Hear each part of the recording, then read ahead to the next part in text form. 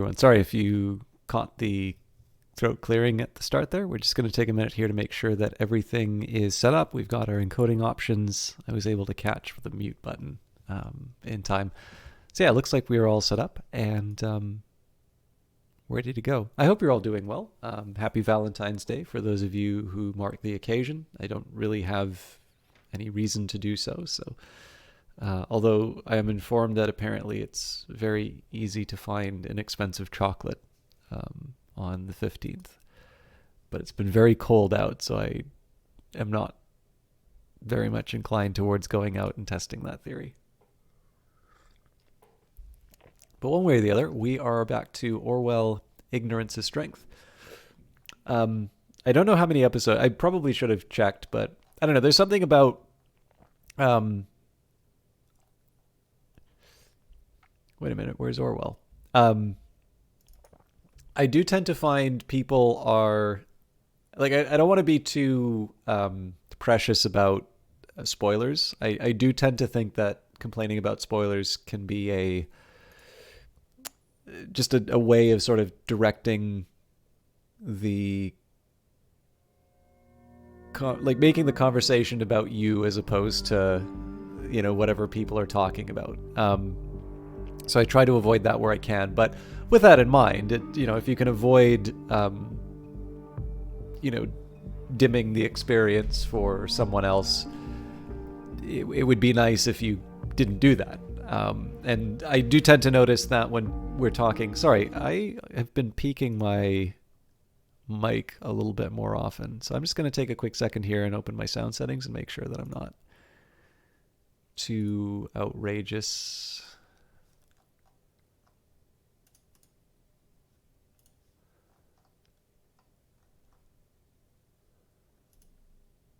Okay.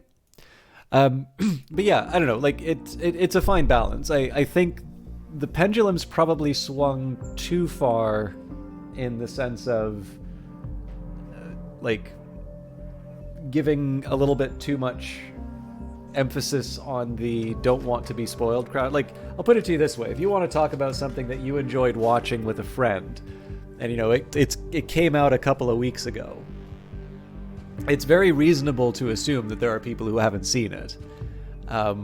But there's something kind of unkind about running into the middle of that conversation and saying, no spoilers, you're not allowed to talk about that.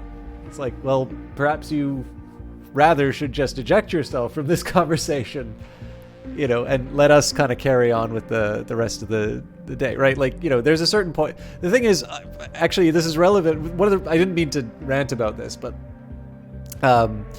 oddly enough, for Orwell, I actually had read the last page of 1984 before I read 1984, so I knew where it was going. Did not make that any less of an impactful ending. But I mean, to hear some people respond to spoilers, you'd sort of think like you would cease to appreciate 1984 if you had the ending spoiled. And suffice to say, when I read it on stream, I enjoyed and thought the book was as good as when I read it, without certain details, in my knowledge. Like, obviously now I know the whole story of 1984. At the time, I knew the ending before I got to the ending, but I didn't read the whole book with knowledge of the ending. Yeah, I mean, it's just one of the... Anyways, I probably should have looked up the number of episodes, but the one thing is I do tend to find that the conversations are not very guarded in terms of maybe more substantial discussions of the game. And that does create the one problem where I would rather not know the solutions to things or the consequences of certain outcomes. The outcomes of certain choices or the consequences of certain choices.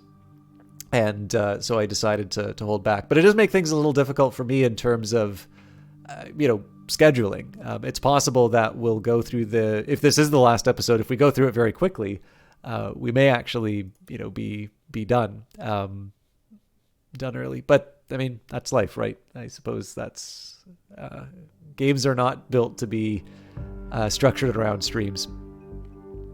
or they shouldn't be, at least. I would much prefer to play a game as a game, and then whether or not it's something that I find worth broadcasting, or people want to see broadcasted, is to me a secondary consideration. There's lots of things that I can stream and enjoy.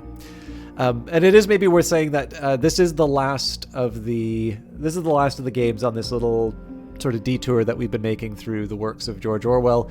The kind of catalyst for it was the full release of Not for Broadcast. So we did Animal Farm for that, and the unpublished preface to it.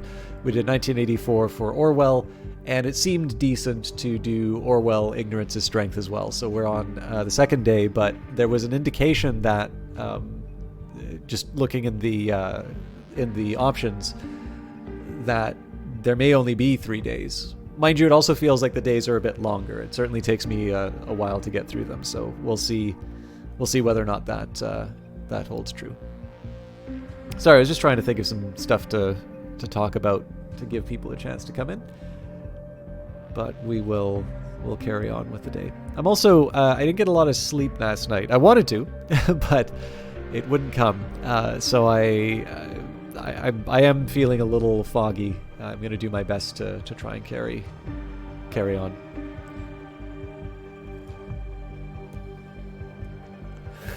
All right, the provocation. With the attention he had gained, Rabin Vart tried to publish a provocation aimed at the Pargesian president Cassert. A published provocation. We were not able to stop Rabin Vart from releasing the provocation against President Cassert. We certainly discussed that at length, and the affair. We published a photo of Karen and Ilya's affair to distract from the provocation. Next day. Synthesis.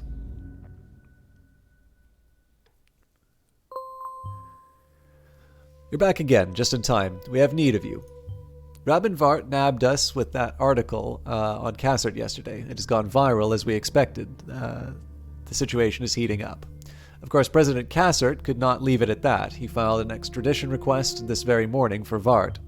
Prime Minister Blaine has shifted his schedule to fly out to Triflith and meet Cassert, convince him of letting go, or else all hell will break loose. Rabin Vart might have taken a severe blow, but he is far from giving up. Instead, he fired shots. See for yourself.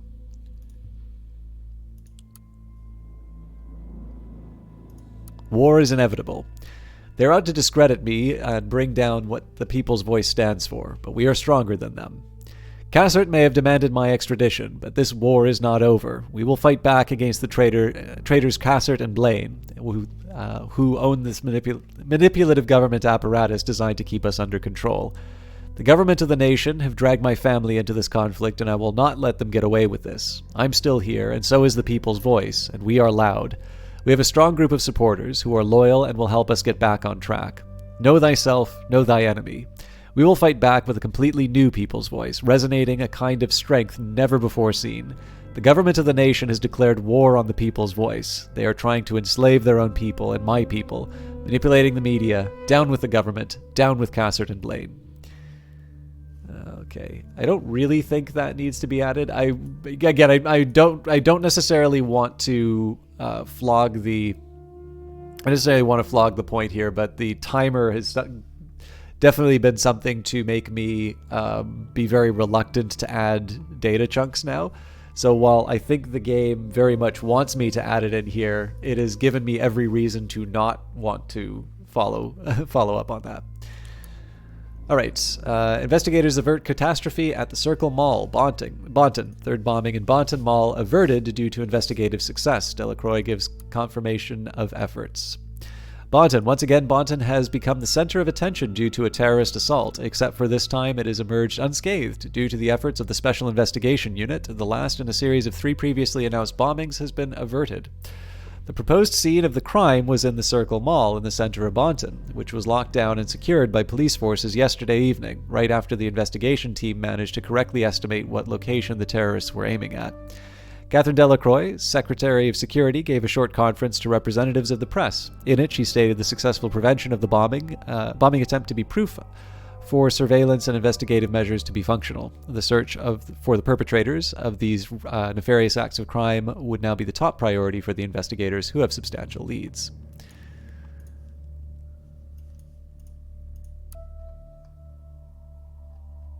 Yeah, we've definitely read these before.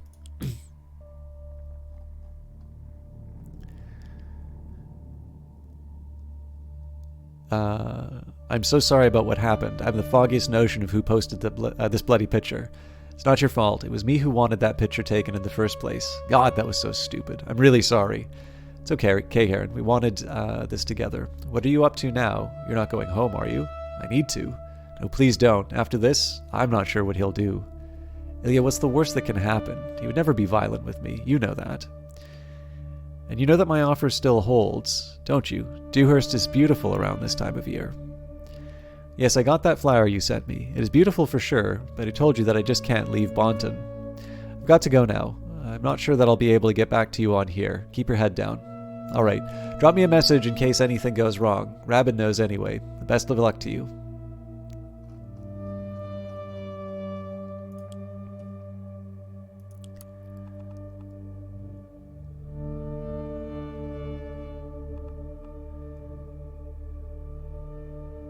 Okay. So these are the sort of things where I'd be like, this is very useful information that I would want to pass on. But again, like, I'm like, oh, okay, what is the game going to do to me to punish me for including pertinent details?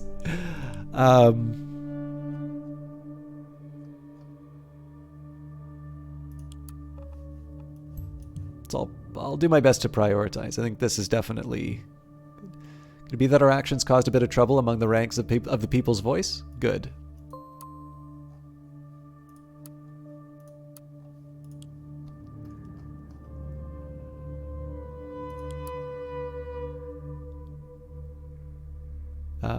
Article discussion. Our government leader is nothing but a hypocrite. Daniel Buchanan. Rabin, I've had enough of this one-man show you call a collective. This article is contrary to everything the people's voice stands for, at least in my mind. We're long past the point of no return. We're no longer a group of journalists with thoughtful and considered rhetoric. Instead, this site has become a mouthpiece for an egocentric maniac who declares war against governments. I will not put up with this anymore. I quit. You are such a coward. You've always been. Now that we are finally seeing our influence growing, that our voice is being heard, that changes in the air, you just run off and quit? I should have known that when you signed on that you weren't built to stand this heat. There's another bag of air that chickens out whenever things start to get really interesting. Shannon Carrillo. Seriously, Rabin? Insulting our staff? What kind of leader are you? What kind of journalist are you? You've long stopped uncovering so-called truth. You have turned into a liar and puppeteer yourself. You're no better than Cassard or Blaine, or the others that you keep criticizing. Count me out. I'm done. I will not put up with this. Grow a backbone, you cowards. Don't worry, I'll take away your contributor status. I don't need you anyway. If you're not willing to go all the way with me, you are against me. You've been in my way for far too long already.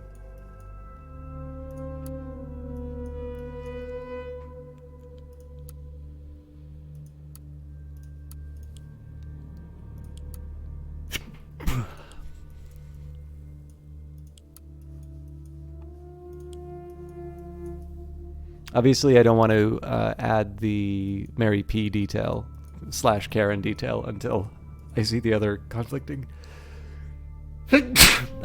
information. So it means I only have one more place to go. Sorry for the sneezes. War? Can you believe it? Who does this prick think he is? Agent, this has to end today. Vart will no longer undermine the peace in neither Parges nor the nation. If it's a war he wants, we can accommodate him. We have our own arsenal, the likes of which Vart doesn't dare to dream about.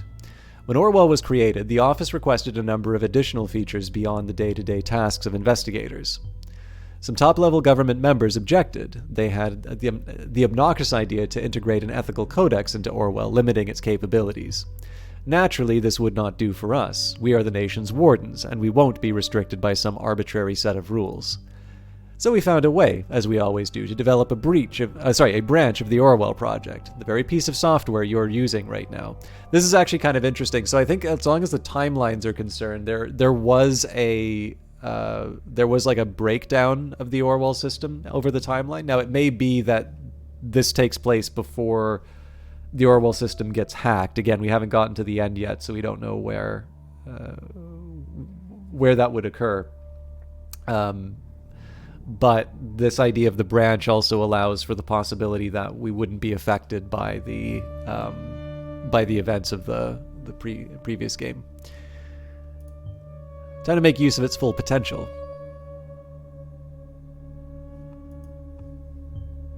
Behold the influencer, the centerpiece of our very own version of Orwell. Not even the government has a clue that this thing exists. It can spread a story through social media channels efficiently and thoroughly, and I am putting you in charge of it. First, we need a thesis, a key statement which Rabin made in his latest article.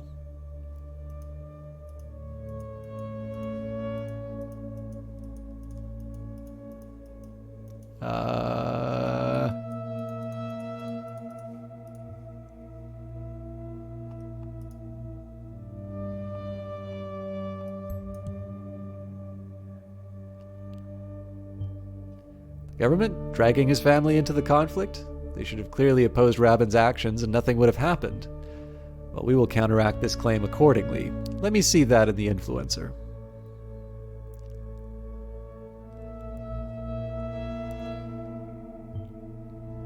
Well, here we go. Here's how this works. We can't simply make up and randomly spread stuff. Instead, I need you to get me palpable information that can be used to counter Rabin's statement. From pairs of data chunks that create a certain context together, I can construct narrative which can then be spread in the influencer. So find me data chunks to construct a narrative from. With the thesis set in the influencer, new data chunks may be discovered in old documents or call transcripts. Take a look around.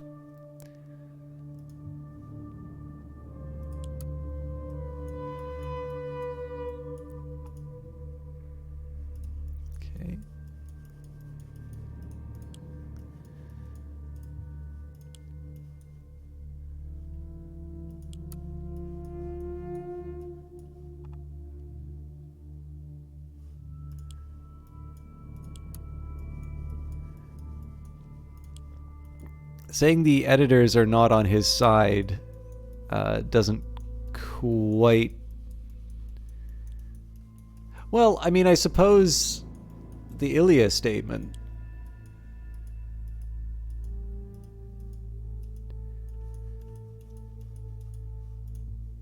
I don't know, this seems more directly relevant, so...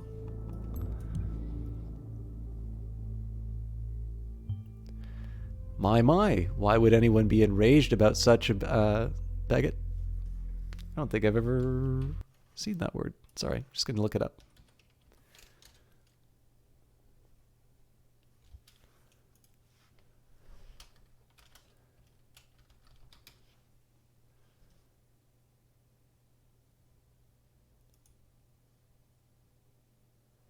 Bagatelle, a trifle.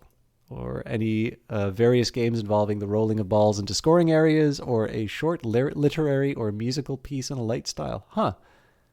I've never heard of bagatelle before. I don't even know if I'm pronouncing it correctly. Bagatelle. Okay. Thank you, Merriam-Webster. Does it hurt when your own reality proves to be a fake, Vart?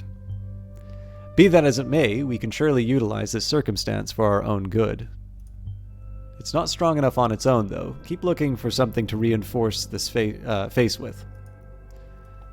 Okay, so presumably this is where we bring in the editors with. Although I'm not 100% sure what the link is supposed to be other than Ilya's statement.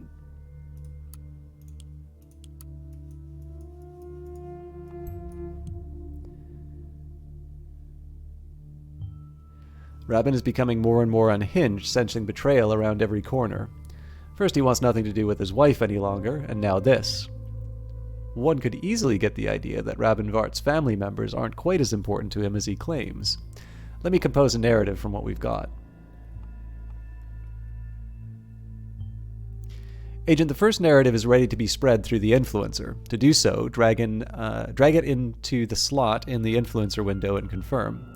Using the influencer is extensive and takes about an hour of time to complete. We'll only get very limited chances of spreading narratives today. Make sure they count. However, I should probably warn you, what's out there is out there forever, and information can be the most devastating weapon. Now, if you do the honors...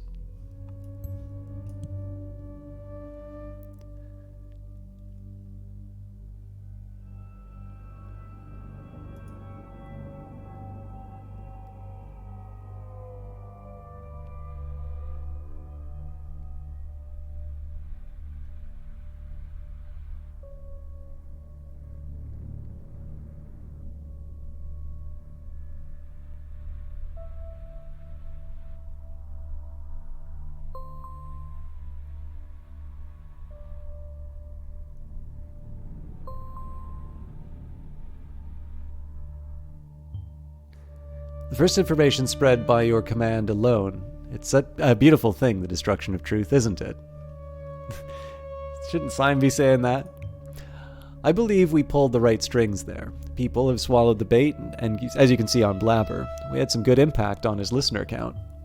I have no doubt Rabin won't let go so easily. I would be surprised to see an appropriate response from him soon. Perhaps he can find out what he's up to before he is actually publishing it, so he can prepare our next narrative beforehand. Yeah, so I guess in this case here, what we're trying to do is get the people's voice down to 0 listeners. So this is this is Twitch the game.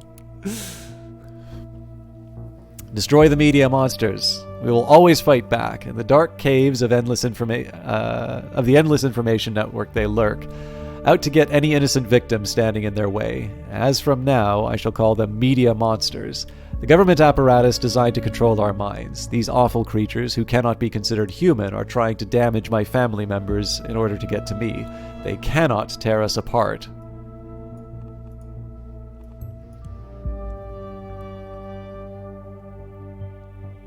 His family is loyal to him. Oh, please. I wonder if Rabin believes himself what he writes there. In any case, let's see if we can shake up that feeling of loyalty a bit and prove Rabin wrong, for himself and for the public. Agent, get me pairs of data chunks from which I can construct narratives that we can spread. Pay attention to anything that might put Ilya or Karen's loyalty to him in doubt. Well, I would have thought we already had some of that, but...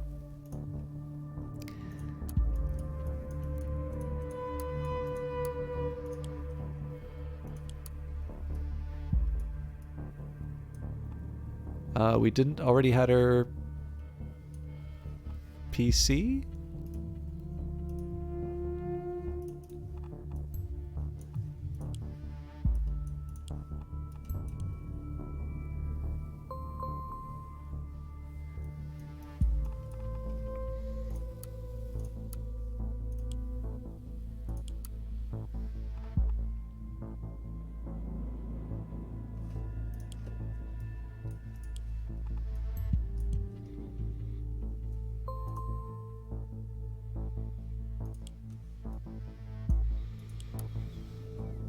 Herman Liasov, People's Voice. I've always thought you were a bit out of touch in your articles, but terrorizing your family? Not cool, especially for someone claiming to speak in the name of the people. Hashtag save Karen and Ilya. You know nothing about my private life. Your claims are wrong. You do not have the right to judge me. Fuck you, Vart. You've crossed many lines since you started this ridiculous blog, and intimidating your own family is beyond fucked up. Save Karen and Ilya. At Moonhell, I have never and would never be aggressive in any way toward my family. I do not owe you any explanation for anything. Crawl back into the hole that you ascended from. Fight back 999. Fight. His voice. You did the right thing, and this whole save Karen and Ilya hype is bullshit. Infidelity is a sin, and you should not let those two get away without punishment. I would never ever do anything to harm my dear wife. Fuck off. Sorry, I seem to have something on my mouse pad that's... Okay, mouse isn't dragging anymore. Again, I'm assuming these headlines are meaningless here. We will check out the PCs, but I do want to see if there's any relevant details.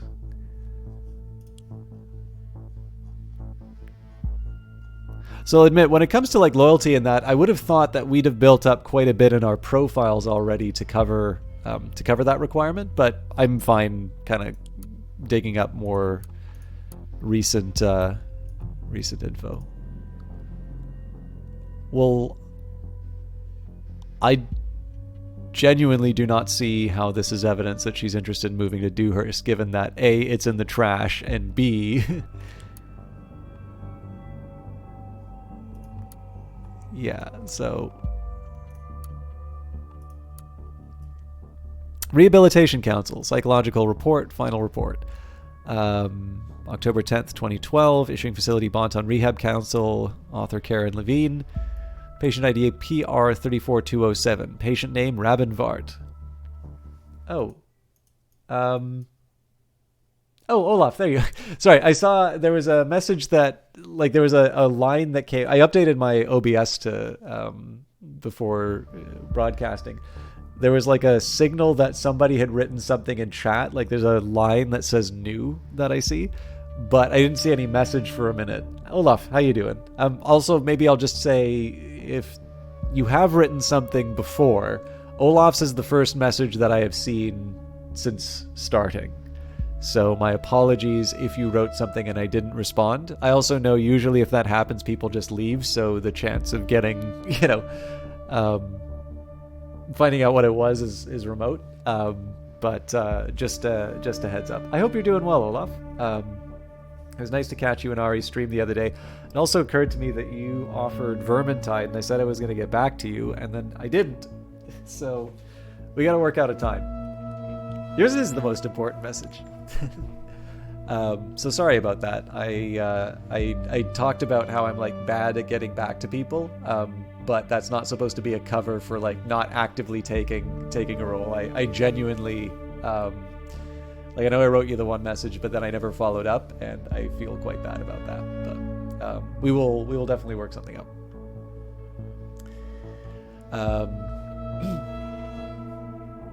I think it's just because it's not natural for me to like use Twitch DMs unless it's like in the moment. So, like if I write an email, I occasionally like double check that. Twitch, it's sort of like I write stuff out. I sometimes look at them, and then but I appreciate you being a good sport, because I know like I never want to be having been on the receiving end of like the kinds of friendships where it's like, yeah, I'll do something with you if I've got like nothing else to do. It's like if it's basically like, if I've got literally nothing better to do, then I'll hang out with you, or like, just starting something with someone, like never going on. And again, like I'm not gonna go into like a litany of those who have wronged me or anything like that. People have their preferences. And look, it sucks for me if I, would like to spend that time and they don't find it worthwhile, but it's certainly better to have that happen than spend time with someone who just doesn't want to like spend the time on the thing. But yeah, like having been sort of on the other side of like wanting to do something, but the other side not kind of holding up their end, I try not to be that component. At the very least, if I'm not interested or I'm not going to do something, I like to just let people know so they can have their plans. So I get a little, I won't even say sensitive, but I get a little, I definitely get a little, I don't know, anxious with myself for failing to do that, just because I kind of know it's, if it happens to you a few times in a row, then you just kind of grit your teeth and it's like, oh, what is it with these people? So those are your only friends? You're saying there's a different sort? Yeah, I know what you're talking. I have some thoughts about why that is. I will admit there is sometimes, that's a totally different conversation for another time. We can play Orwell, but yeah, no, I'll definitely catch up with you. If nothing else, I just want an opportunity to play Vermintide again. Sorry, I'm gonna have a quick sip of tea. But as always, I hope you're doing well, and I'm very happy to see you here.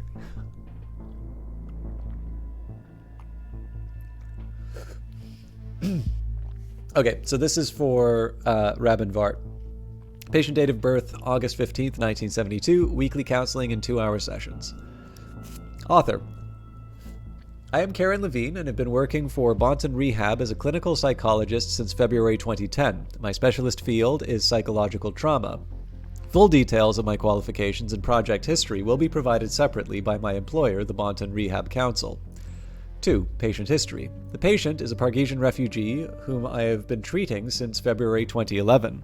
The patient was assigned to Outer Bonton Reception Camp, where he was treated for symptoms of PTSD, traumatic events and severe injury that caused the patient to lose his ability to walk in his home country, coupled with his recent immigration to the nation, are major contributing factors. I think the coffee last night is actually the reason I didn't sleep very well. So tea is not necessarily going to help that, but it definitely has less caffeine than the coffee that I make. So.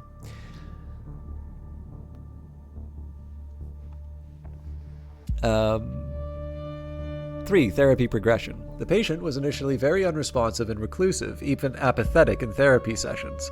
Occasionally, the patient would even switch to a rather aggressive tone when I pushed too much towards him revealing details about his experiences and emotional state. This is probably due to the difficult conditions of living in the refugee encampments for an extensive amount of time, which is very much in conflict with the patient's personality, valuing strong individuality. Around the summer of 2012, the patient went through a sudden change. He seemed to become more outgoing, happier, and willing to talk more, though was still trying to keep conversations superficial. Throughout the sessions, the patient has been opening up more and more, and I feel like we are making tremendous progress. In addition, the patient also seemed more appreciated by fellow camp residents. As of writing this, I am unsure whether to attribute the change to the effects of the therapy or to external factors. Therapist recommendation. Although the patient seems to have made a lot of progress during the past months, I strongly recommend to extend therapy and would like to keep him under close observation personally. Alright, I just want you to double check. So we're finding pairs of data chunks that can be used to put the loyalty of Rabinvart's family members in doubt.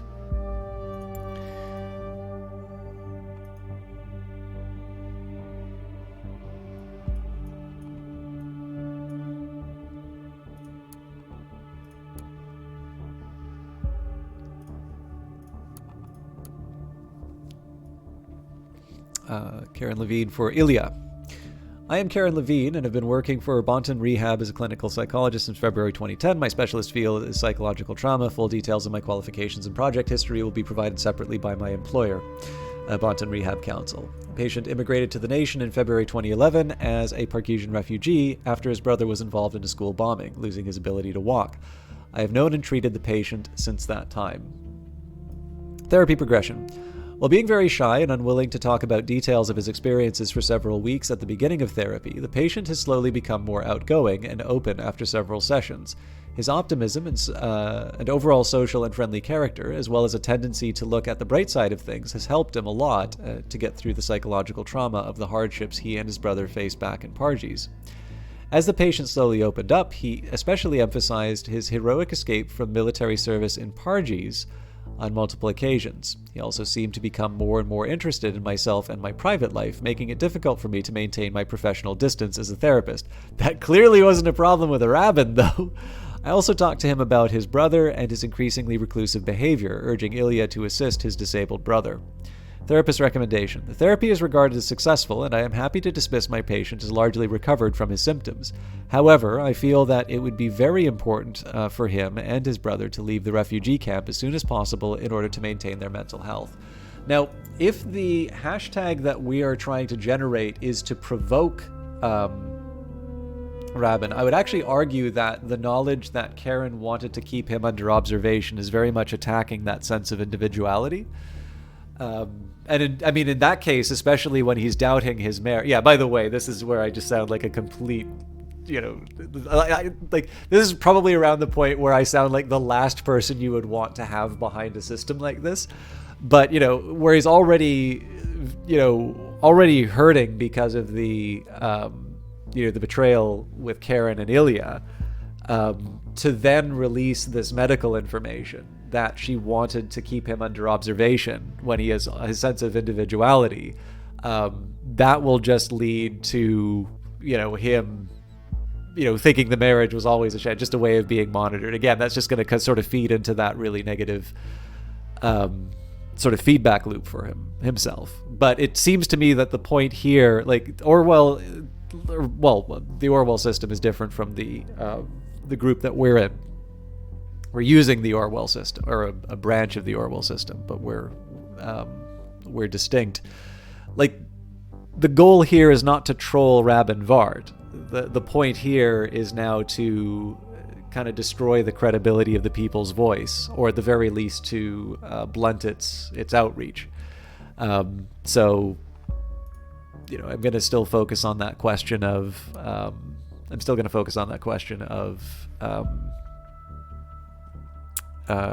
loyalty.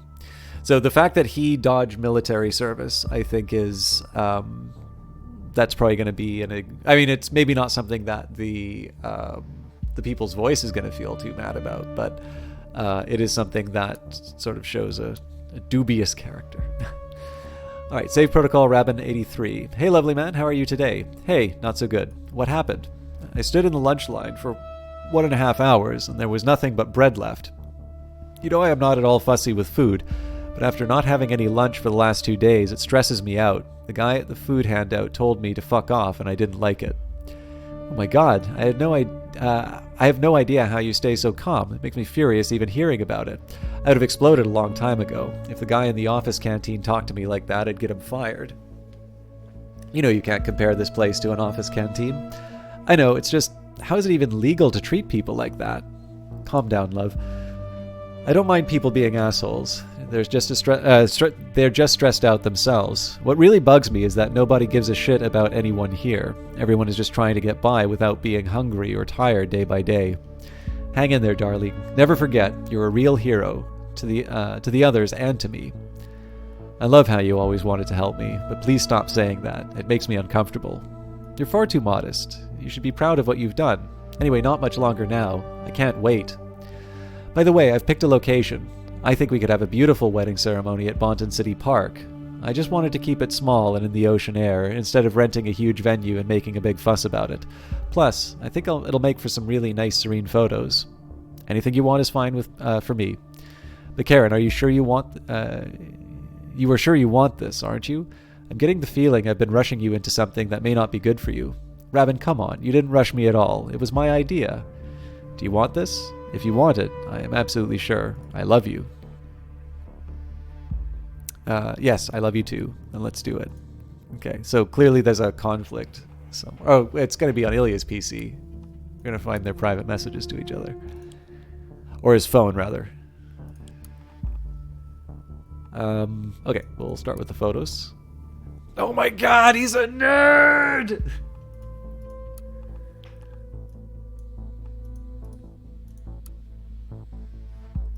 I never even noticed the names. That's really interesting. Oh yeah, of course, it's because he works for the pharmaceuticals.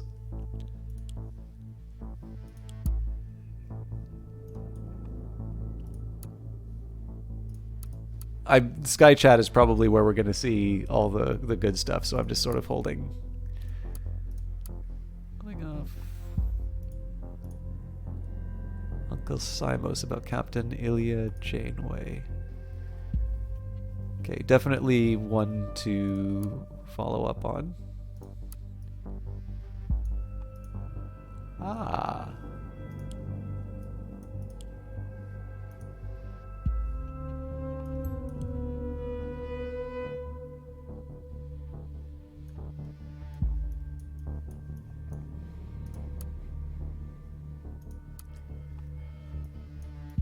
Oh, apparently we've... Oh, here we go. Yeah. Hey you? Hey, what's up? Just wanted to see whether the website I sent for you is still running. Yep, all good. Guess I totally forgot to thank you for it. How about catching up for coffee sometime? Great to hear. It's all good. Great to hear it's all good. You don't need to thank me. Come on, Ilya. It's the least I can do. Well, I won't say no then. Maybe we can go for a round of HOB if you like. Sure thing. Hey, Ilya, not here, okay? Okay, sorry. April 15th. Unsent draft. Karen, I spent so much time lately thinking that things were becoming far too complicated. Yet now I realize that everything is actually becoming easier. Rabin fired me from the People's Voice, and it's like a weight off my... this is something he's writing right now, by the way. And it's like a weight has been lifted from my chest. I suddenly feel free, and I wonder why I didn't change things earlier. Not just with the blog, but with us. You said that you couldn't just leave your life behind, but Karen, what kind of life are you living now? A life stuck inside a cage, dictated by Rabin and his whims. It's time to be true to yourself. Karen, I love you, and I want to spend the rest of my life with you. I'm going to leave for Dewhurst soon. Please come with me. So this is definitely the kind of information that we're looking to add to the profile. Oh ho! Now what do we have here? If that isn't an affront to loyalty, I don't know what is. Their affair is one thing, but we need to somehow to show that Karen is going all in with Ilya now to disprove her loyalty as well. Okay, so this is actually one of the more interesting ones. and I think this is probably getting to where I think the game is trying to go with this. So if you consider the nature of the tasks, when it comes to Orwell was very much an investigation. Like the unit here was about investigating. We wanted, so when we saw the bombings, at least as far as my intention was concerned, we were genuinely looking for the people who committed the crime. And I think there was even some time, it might have been in this game actually, but there was even some time where I said, it's like, if the National Beholder, is the source, and we think that the National Beholder is, going to, spin a yarn because it's politically expedient, then I do not want to put that information inside of Orwell, because that might mean that we don't find who we're looking for, right? We do actually want to make sure that there's real information. Now, this is very different. In this case, this is, what we're trying to do here is we are trying to craft a narrative online. And with that in mind, it's entirely so we found the location that Karen was looking for in the trash. I think it is much more likely that she wants to stay inside of the nation. But because what we're trying to do is put information out there, we're not necessarily concerned with whether or not it's true. Now, whether or not the Orwell system's going to make that distinction is a whole other question, but it's obviously a very different type of activity that we're engaged in. And of course, it raises... Actually, this would be an interesting question to ask. I don't know if there's kind of enough people who've been here from the start, but I'm curious as to how many people necessarily see Vart as... or Rabin Vart as the... because obviously there's Ilya as well. As a purely antagonistic figure, or like as a villain. I definitely think people are not necessarily going to be like, so obviously when you have someone like Appleforth saying, oh, it's a wonderful thing, the destruction of truth, that's not the sort of line that you say when you're wearing the white hat. But whether this is intentional or not, right now, I am actually far more sympathetic to my employer than I am to Rabin. I think Rabin is a really interesting character, but I have actually not had... I'd put it to you this way. I've actually, beyond the issues... Okay. I'm taking the issues with the Orwell system itself for granted because of all of the decisions that I made in the previous game and how I stand on it. So I'm taking its existence as given and something that I can't change. Having had that established, I'm actually not necessarily all that uncomfortable with the idea of combating him and stopping him from being able to do what he's doing. Like the idea is like, but you told a lie to stop, to stop him from doing this thing. Is like, yes, I told a lie, So, but again, I'm not sure whether or not that is the intended response, or if I've missed a point. Anyways, Damian Morgan, hey dude, didn't find the chance to congratulate you yet. What an epic win! Congrats. Thanks. It still seems surreal. Ilya Vart, winner of the HOB Major 2017. Sounds good to me. Yeah, it sure does. Know what sounds even better? Dewhurst. That's what. What's up with that? I'm out of here. Straight on my way to Dewhurst very soon. Oh, wow. We're going to miss you, man. But I'm really happy for you. Best of luck. Thanks, Damien. God, I am so sick of this place. How do you keep up with this, Ilya? Every time I see you, it seems like nothing ever troubles you. I'm holding on to my dreams. One day I'm getting out of here. I can feel it. I'll only do the stuff I want to then. Huh. Didn't think you'd be the one to call it quits so easy. It's not exactly easy. Truth be told, I often dream about quitting. I'm just, and not just quitting, but getting away from my brother. This is kind of reinforcing the same point, but it's surprising with a brother like that. Can make something out of this, but we need a little extra to dramatize the story more. From everything and everyone, but I can't leave him. He needs me. I feel you. I can't imagine how. Just had a look at that Christmas party photo of you on my phone. You seem so carefree. Your parents are crazy rich people. Nothing should be worrying you. Crazy rich assholes are more like. We argue about the course of the company constantly. Blue hair? What are you even thinking? You don't represent the values of the company with blue hair. It's always the fucking company all the time. I get it. My brother can be like that at times. Shit, that's ugly. I thought they were kind of nice. For the cameras only. If you hate it that much, why don't you go then? How? That's what they call the golden cage. Life is nice and they feed you with silver spoons and shit. There's no getting away. Not from family. You can't run from a name. Yeah, right. Cassie, what would you really like to do if you could just walk your own path? Art? Suddenly art. Definitely art. Always loved that. I know it sounds kind of dumb. Doesn't sound dumb to me. Keep dreaming. One day, perhaps. Yeah, if lightning strikes me or something.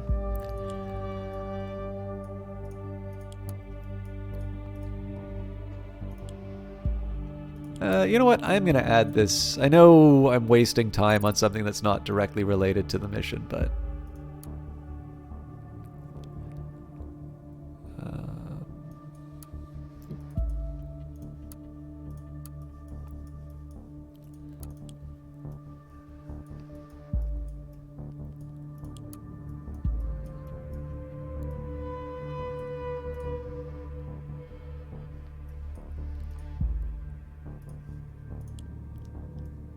I'm going to add this so that I can look up some of the photos. Very picturesque. Maybe you can find a photo somewhere? That was kind of the intention, but...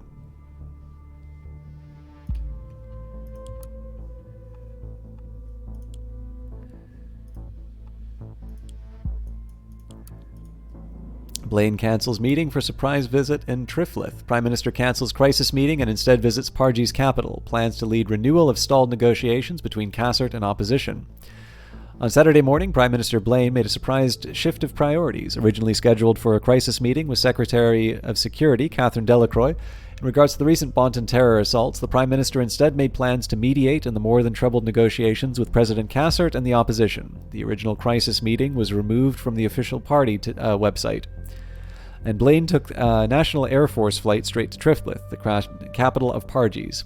As a government spokesperson said, the Prime Minister has landed at Triflith International Airport about an hour ago and was promptly welcomed by President Cassert with military honors. This alone gave the opposition enough reason to once again question the impartiality of the Prime Minister and announce that Blaine would not be accepted as a proper mediator.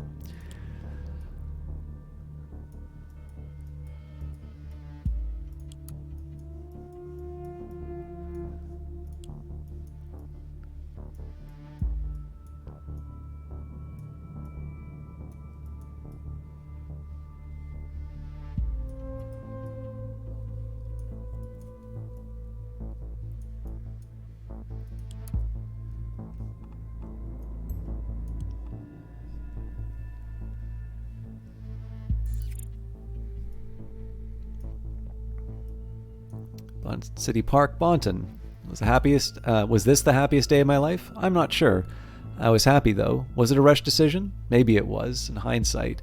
There were ups and downs, but if our marriage has brought any good, Rabin and Ilya finally didn't have to endure that awful camp any longer.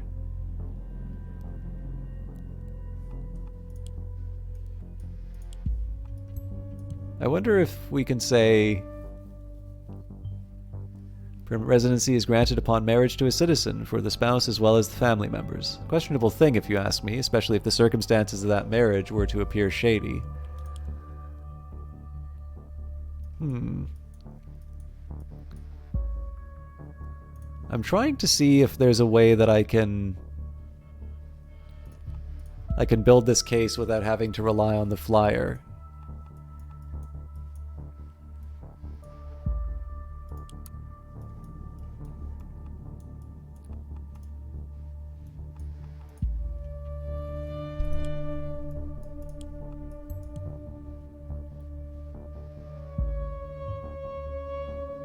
Awfully caring of her, or maybe not. This could be useful to make Rabin doubt Karen's motivation in marrying him. Yep, there we go. But we need the right context first. Didn't I establish that context?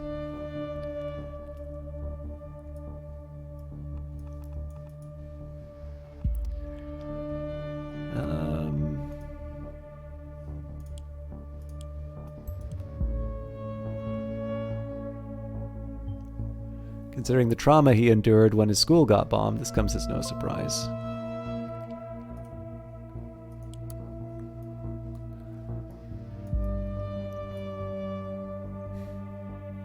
Ha, I knew you liked our therapist. You know, I also look forward to those sessions with Karen every week. Lucky you, the way she talks about you. She seems to fancy you. She always treats me like a child. Ilya, stop it. Our situation in the camp is terrible, and... Oh, yeah, no problem, Olaf.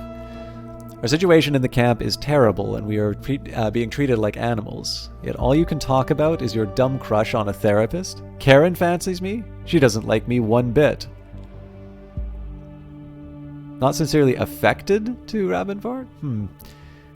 She doesn't like you one bit. It's her job to be nice, and she gets paid to do it. So snap out of your daydreams finally, will you? Do you realize that you have no way to get out of this shithole and live a normal life anytime soon? We might rot here for years. We can't go back to Parva. But I cannot stand this godforsaken camp any longer. It makes me sick to even think about it. We have to find a way to escape the refugee camp at any cost.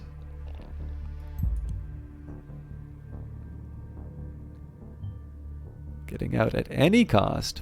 Does the fact that Rabin was able to leave the camp through marrying Karen scream sham marriage for you? Well, soon it might just do that for everyone else too.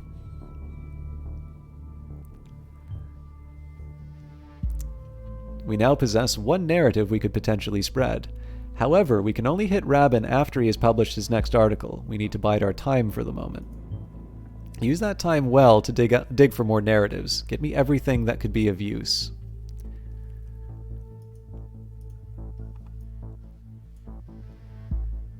Rabin, I know the situation right now is bleak, and you have been through a lot, but there are brighter times ahead. We might be here for a while. You're right, but we can try and make the best of it. I mean, it's not like the people here are completely cruel. I'm sure we'll be allowed to leave the camp someday and live a normal life again. As for Karen, well, if you're not interested, mind if I take a shot? Maybe I just need to prove to her I'm not a child. I sometimes wish I could share your naive optimism, brother.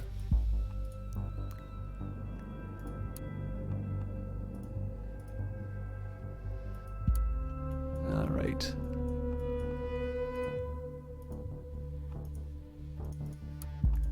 So now we're gonna, this is definitely gonna be a change in terms of how I approach this, but I'm definitely going to start going down the dark path.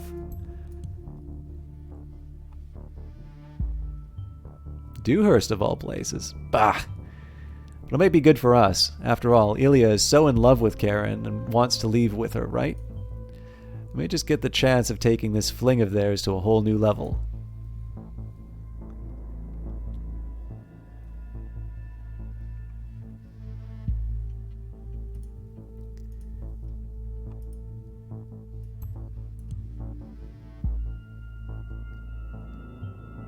Their love is but a fake. How sad.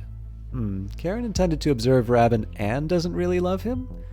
Yes, there's a strong narrative in that. Rabinvart published his article. We can strike now. Remember, you are still able to dig for more narratives, so you may want to do that before you spread anything. As soon as you're ready, spread the narrative that seems most promising to you and the influencer. We only get one chance here.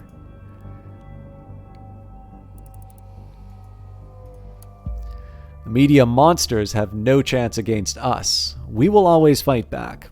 I will not let them destroy my family. My dear wife is and always will be on my side. In the dark caves of the endless information network they lurk, out to get any innocent victim standing in their way. As of now, I shall call them media monsters.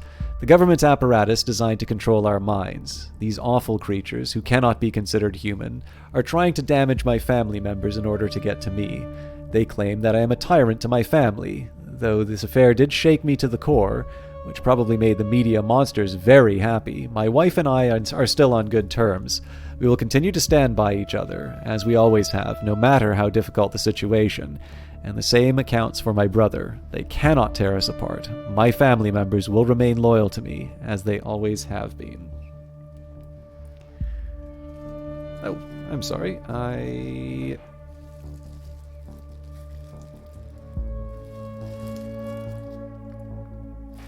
need to put something on charge. Just one moment, please.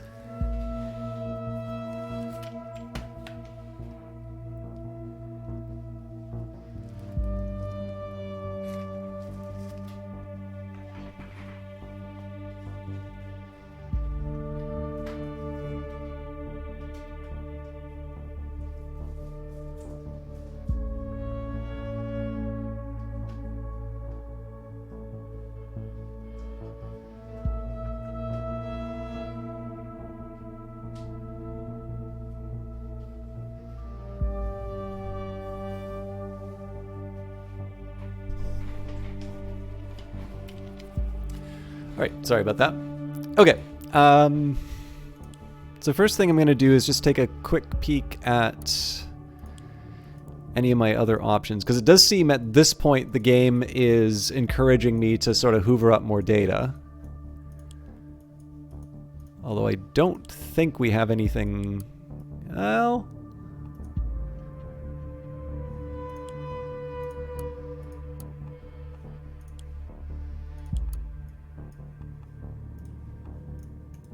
I'm going to take it at its word and hope I don't get punished. I haven't got better all of a sudden. Something important must have happened at that time.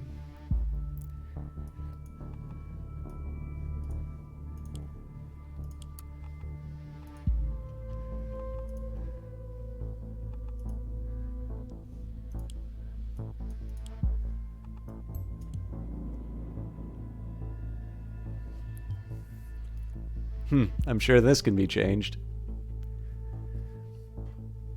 Okay, so it didn't really give us anything. I'm really not inclined to pick up on this this conflict until we see details. So, we got fake marriage, how Rabinvard of the People's Voice planned his escape from a refugee camp by seducing their therapist. Liars get left behind. After delicate pictures of them surfaced yesterday, Ilya declares sister-in-law Karen love of his life and wants to abscond to Dewhurst with her. Fake marriage, Karen, wife of Rabin Vart, admits I married Rabin because I wanted to observe him. He was very unstable. So what I like about this one is that it is based in fact, and it's going to drive him nuts.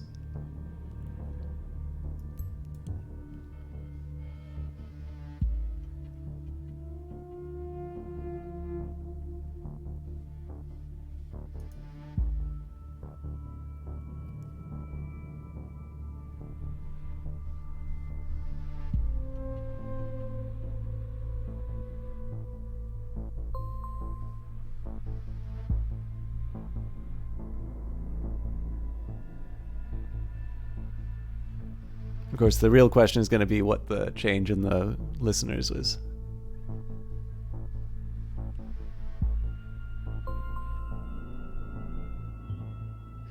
Happy with what you achieved?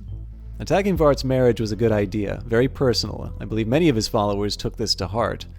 Rabin has taken a blow, but he's not going down yet. Speaking of which, let's check on what he's up to writing.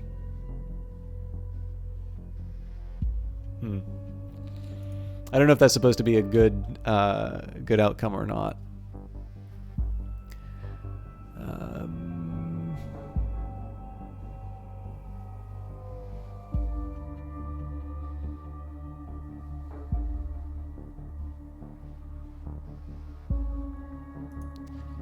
So if you can just give me a quick second here, I need to send a quick message off.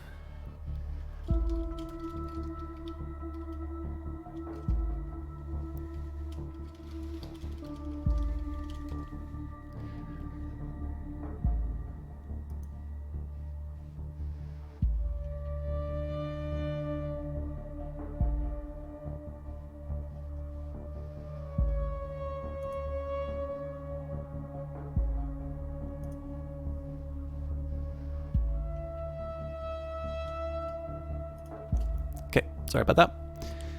The big conspiracy. The media are trying to distract you from the truth. Blaine and Cassert are conspiring against us. Why is the focus of attention not on one of the most pressing and obvious issues? Is it not curious that during a national crisis like this, while Bonton is threatened by terrorists, the Prime Minister is leaving the country? Is it not weird that he is meeting Cassert, who is throwing him a military parade party, supposedly due to a negotiation meeting? The answer is, this is bullshit. Negotiation is not what the national government wants. They want power. This is what you should be really worried about, you mindless idiots.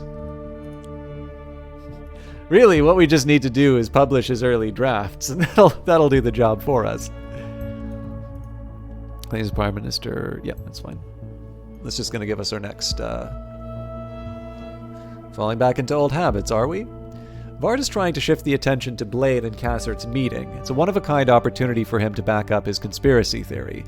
Reports say that there are already people gathering in front of the presidential palace where the two are meeting, attempting to stall the talks in the name of the people's voice. We cannot let this claim go unchecked, or the situation there might escalate. Not on our watch.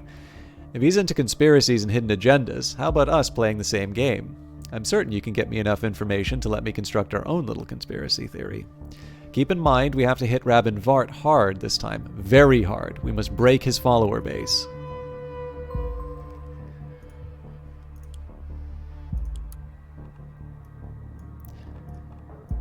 Elizabeth Levine says, Karen, my daughter, we had our differences about your marriage with Rabin for his refugee status.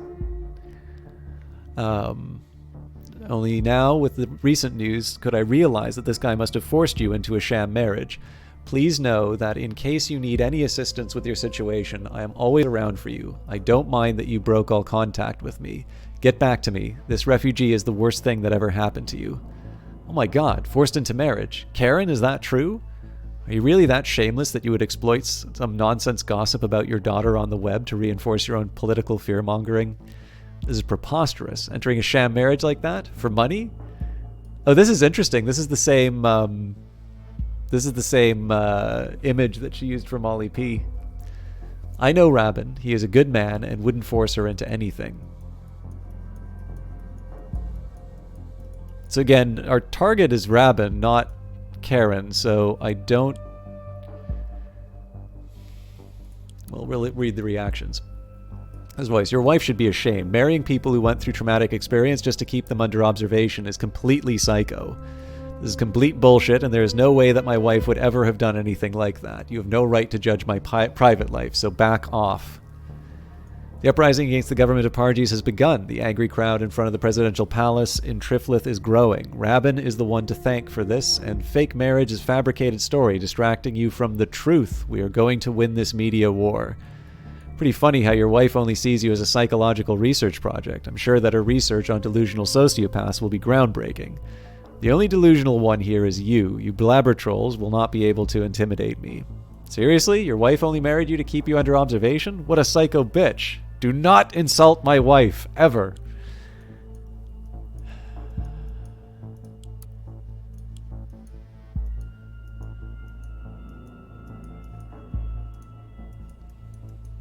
Oops. All right, it really seems to want me to do something about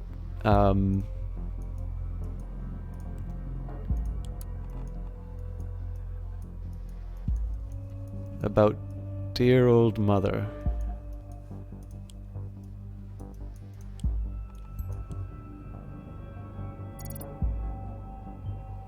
So she is the daughter of Elizabeth Levine.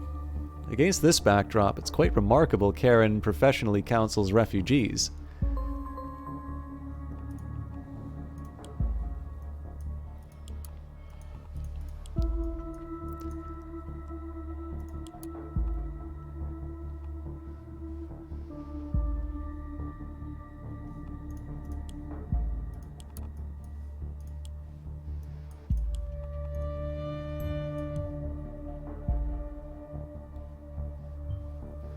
Well, he's making a run for it seems. Who can blame him?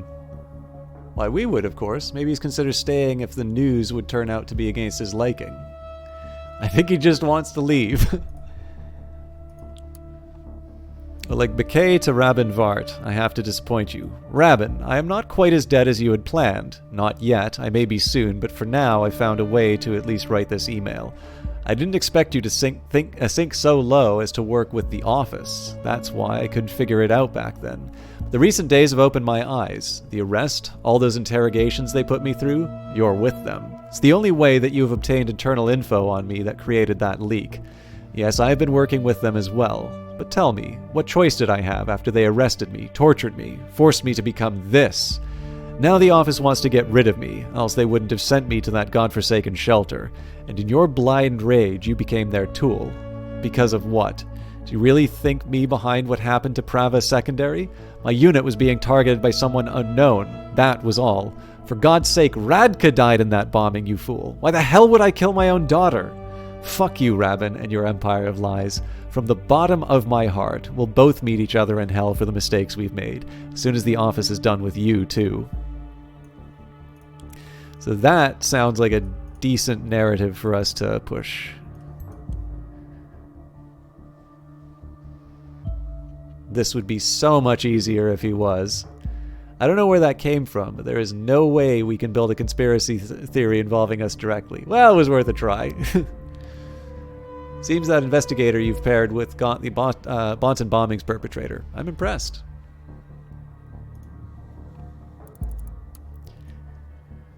Bonton Police Department announces new prime suspect in the Bonton bombings case to have been shot while attempting to escape arrest. Bonton, after investigators uncovered strongly incriminating evidence, the new prime suspect in the Bonton bombings case was meant to be put into custody on late Saturday evening. The intervention team reported that the suspect, a female Army veteran, produced a firearm as the police attempted to arrest her. After the woman shot a policeman, who remains in hospital, the police returned the fire, wounding the suspect fatally. First reports, exclusively available to the National Beholder, state that she is a National Army veteran who had been dishonorably discharged. Further information on the alleged perpetrator and the circumstances of her death will be released as soon as possible. Elizabeth Levine, 2013. I love that this looks like a noose. I stand for the nation's values. We'll never stop standing up for our values. I almost said to our values. Although Elizabeth sadly was not get elected as mayor? We'll never stop standing up for our values. Although Elizabeth sadly was not get elected as mayor, she won't stop to promote and uphold the values that we all hold dear. It is not yet clear whether Elizabeth will be involved in Hillbury politics in other ways, but one thing is certain, we will stay loud and proud and stand up for what we stated on this campaign website. Exclusive interview with Elizabeth Levine. The National Beholder, the nation's most important newspaper, held an exclusive interview with mayoral candidate Elizabeth Levine. In it, Mrs. Levine emphasizes once again the importance of traditional values. Read the full interview with the Beholder's Jeffrey Paxton here. Exclusive interview with Elizabeth Levine. Jeffrey Paxton interviews Elizabeth Levine, who is currently running for mayor in Hillbury. This was April 15th, so this is 4 years ago. Excuse me. Running for mayor in Hillbury, the city typically seen as an indicator for the trends in the next nationwide elections. Elizabeth Levine stands for culture, education, and traditional values. Ms. Levine, you announced your independent candidacy for mayor of Hillbury a few weeks ago. What prompted you to run for office? It has been my heartfelt wish to make Hillbury a great place again. As it stands, Hillbury is one of the wealthiest communities in all the nation, with one of the highest happiness ratings. Oh, it is. What exactly are you going to improve then? Well, of course, if you just look at the raw numbers and of average income and such, sure, Hillbury appears wealthy. But, truth be told, Jeffrey, beneath the bright and shiny appearance is a deeply troubled and suffering city. So what is it suffering from? Well, we have imported a crisis due to the policies of the previous government. When the nation allowed a huge influx of immigrants from Parges and other countries, Hillbury was a popular place for relocation. The party has since limited immigration nationwide, a great effort, I must say, but this doesn't cut it for Hillbury. We are citizens of the most iconic city in the nation's borders. We are a symbol of the nation's values, values that these immigrants don't respect. Our citizens don't feel secure in their own town anymore, so it is our job to defend these values. What do you plan on doing exactly? What can we expect from Mayor Levine? Well, I will be sure that this beautiful town stays absolutely safe. All the encampments in and around Hilbury will be abolished and cleared out, with the residents sent back to their countries where they belong. I will uphold the laws and rules that have made Hilbury great in the past. I will lower taxes and see to it that that companies in Hilbury truly thrive. It was very obvious that your campaign is primarily based on a hard line against immigrants. In that light, don't you think that it's a bit peculiar that your own daughter is working as a professional counselor for those refugees that you're trying to send back? My daughter Karen is a kind-hearted person who assists all different kinds of people with any kind of psychological problems from all over the world. Yes, there may be refugees among them, sure, because my daughter doesn't discriminate. In any case, you can rest assured that my daughter Karen stands firmly behind me, as does my whole family.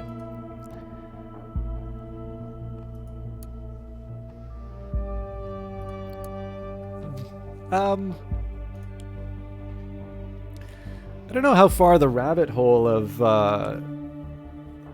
fabricated statements I want to go for. I'm going to hold off on adding that. But not only does your daughter specialize in refugee counseling, but she is engaged to one, none other than Rabin Vart, who is the author of a blog that is highly critical of the government. For sure, you must be aware of that. These are nothing but vile rumors, pitiful lies, I assure you, simply made up to question my credibility, most likely by the very same person you just called out. You said it yourself. Rabin Vart is critical of the nation and its government, but he won't stop at any falsehood. Did you know that this impertinent person invited soldiers into a school? Which was then attacked because of his actions. I bet this is news to you, Jeffrey. Yes, I've done my research. Have you done yours? My daughter is doing no such thing as marrying him. No such thing. Thank you for the interview, Miss Levine. All right. Let's see if we can somehow link him to the school bombing. By that, Vart may have drawn fire directly to the school. Why would he consider such a thing? How mindless can you get? He deserves to go down, and so he will, by our hand.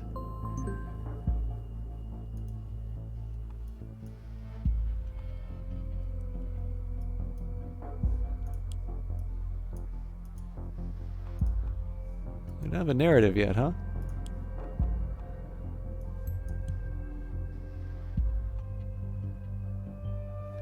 And did Rabin provide it? That's something we could get him for.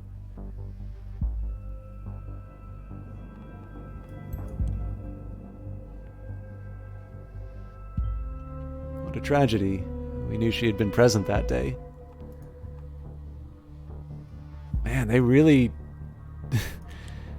making me work for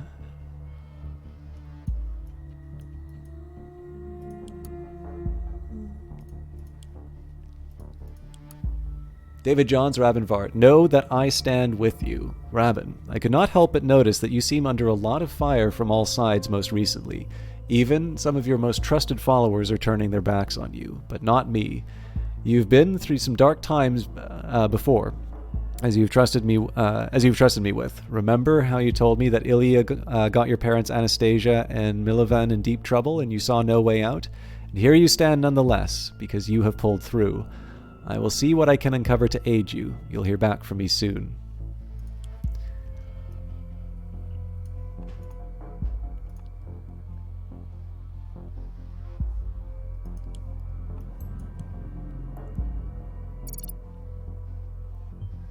What kind of trouble?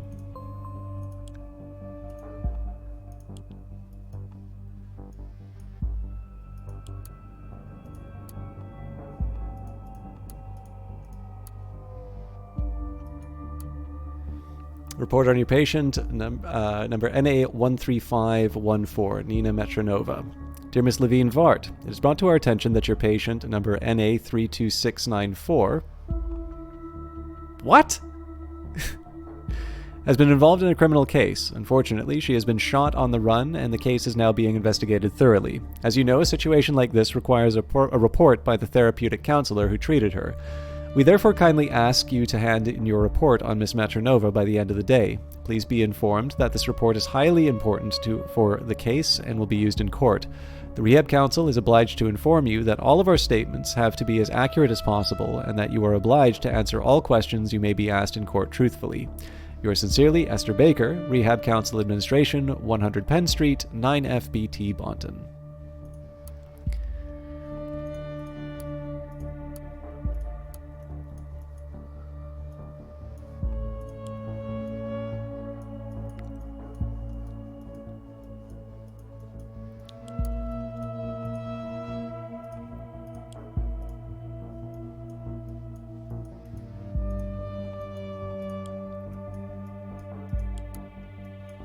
Yeah, I never finished the...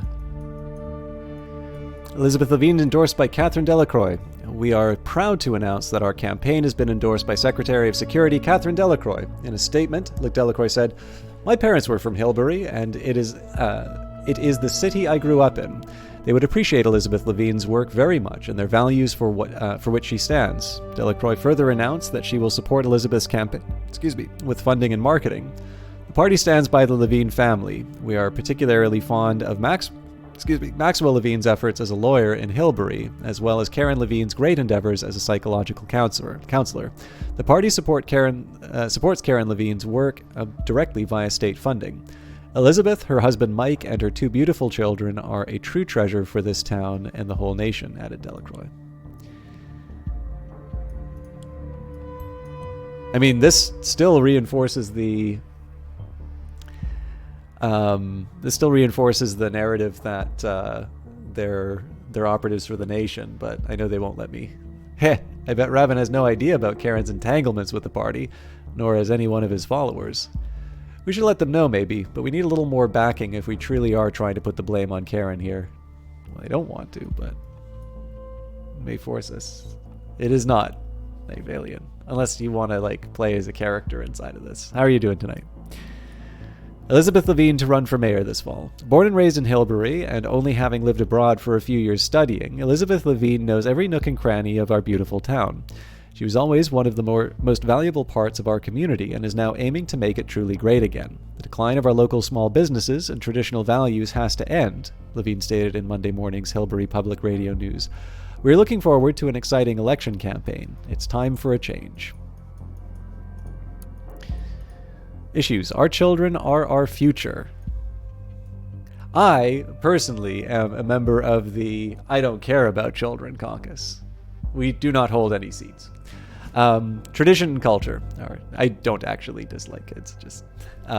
tradition and culture. Our culture must be preserved. We believe that this is the only possible if we keep immigration and other potentially disrupting factors to a minimum and spare our children as well as our community from threats like these. We therefore believe it is important to close the Pargesian border to prevent any further immigration. Supporting families. The traditional family as a unit is one of the most meaningful constructions of our society, and it is tremendously important to preserve and protect it in any possible way. Elizabeth Levine stands for this particular and holds this value very dearly, especially being a mother herself. It goes without saying that same-sex marriage is unnatural and should be forbidden by law. We also believe that so-called Planned Parenthood is child murder and should be treated as such. Let's fight together and stop this lunacy. Education. Education is one of the most important factors for development of society as a whole. We support schools, teachers, and innovative ways of education, such as homeschooling and alternative schools. Small businesses. Medium and small-sized businesses are the heart of Hilbury and the backbone of our economy. We work very hard to support our local businesses by offering funding opportunities in real estate for rent, especially for local businesses and shops. One little detail of the writing that I quite like here is if you take a look at word count and in terms of importance, education and small business and the abominations that that the libbies like. That's a nice little touch. Meet Elizabeth. Family is the foundation for everything. Elizabeth Levine, mother, lawyer, philanthropist. Elizabeth was born and grew up in Hilbury. Her family has been living in this beautiful town for many generations, giving her an expertise and personal insight on local issues that few can compare. Elizabeth spent some time outside Hilbury while studying law in Bonton from 1975 to 1981. She graduated with honors and soon after ABD decided to move back to her beloved hometown. I'm assuming that's I guess they're trying to suggest, just because of the typos and things like that, I'm guessing they're trying to suggest that this is not the most competently run campaign, but it does have the endorsement of the Minister of Safety or Security or whatever it was, Catherine Delacroix.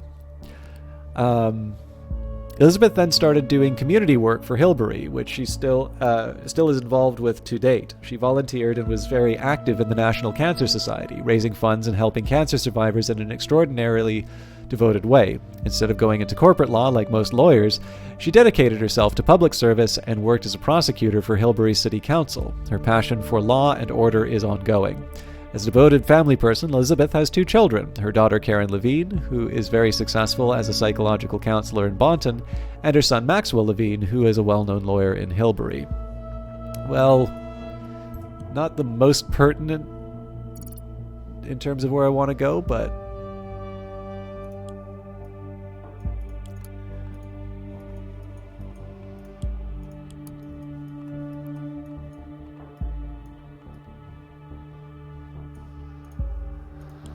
okay, so we're going to take a second here.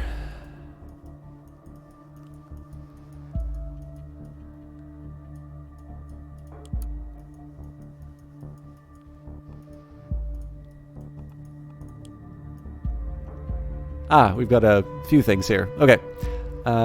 Initiative, Save Parges. Save Parges, we need to stand up and resist. We are the Pargesian people. Our government is corrupt. The Cassette regime was never interested in protecting the freedom of the Pargesian people. More and more opponents of our government have been arrested, and we have to stop watching and start acting. The Pargesian people will no longer sit and watch their country being taken away from them. We have to start resistance against Yemen Cassette and his authoritarian administration. Update, September 30th, 2005. Since the forces of true Parges have been getting more and more violent and inciting unrest and bloody protests, we would like to address them personally in an open letter. Dear members of the FTP, we are all Pargesians. We all love Parges. We all want change and freedom for our country and citizens. We have the same goals and the same dreams. So why are we fighting? Cassette and the corrupt government are laughing up their sleeves at us, not being able to form a stable resistance against them. Please let us stand as together in unity and resist the government peacefully. We organized a new collection of signatures from the Pargesian people in order to request a new referendum against our current government administration. For the pen is mightier than the sword, and violent wars will only be left with losers on both sides. We urge you to stand beside us and not against us. May 16th, 2000... Let me just double check. Okay.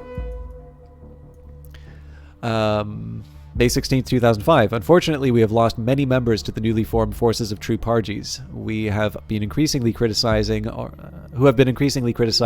way of resistance against Cassette and his regime. We ask that you bear with us and please do not let such quarrels tear us apart. We are only strong if we stick together and act as a group, and will not be able to cause true change if we let our differences divide us. We are all Pargesians and we all have the same goals. Let us remain peaceful, bold, and strong. April 29th, 2005. There have been many internal discussions lately about how to handle future protests and what alternative means we have to voice our dissatisfaction with the current government and their actions. We would like to emphasize that the initiative Save Parges is and will remain peaceful. Some of you are very discontent with how we have been handling protests and say that collecting signatures is not enough to fight a corrupt regime.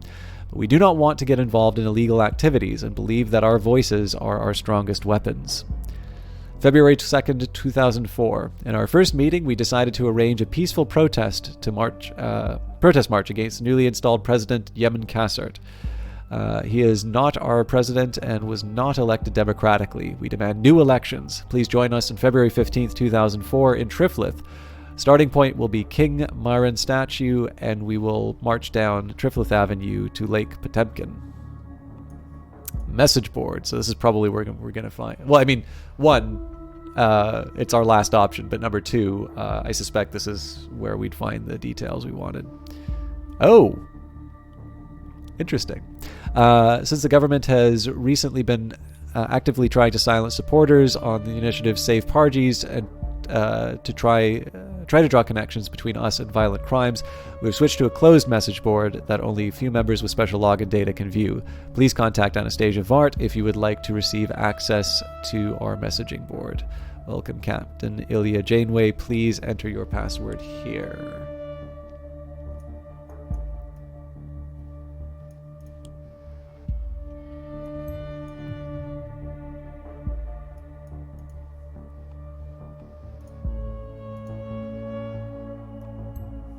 Can't be it.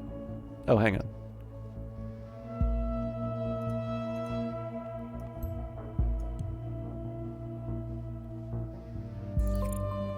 Nailed it.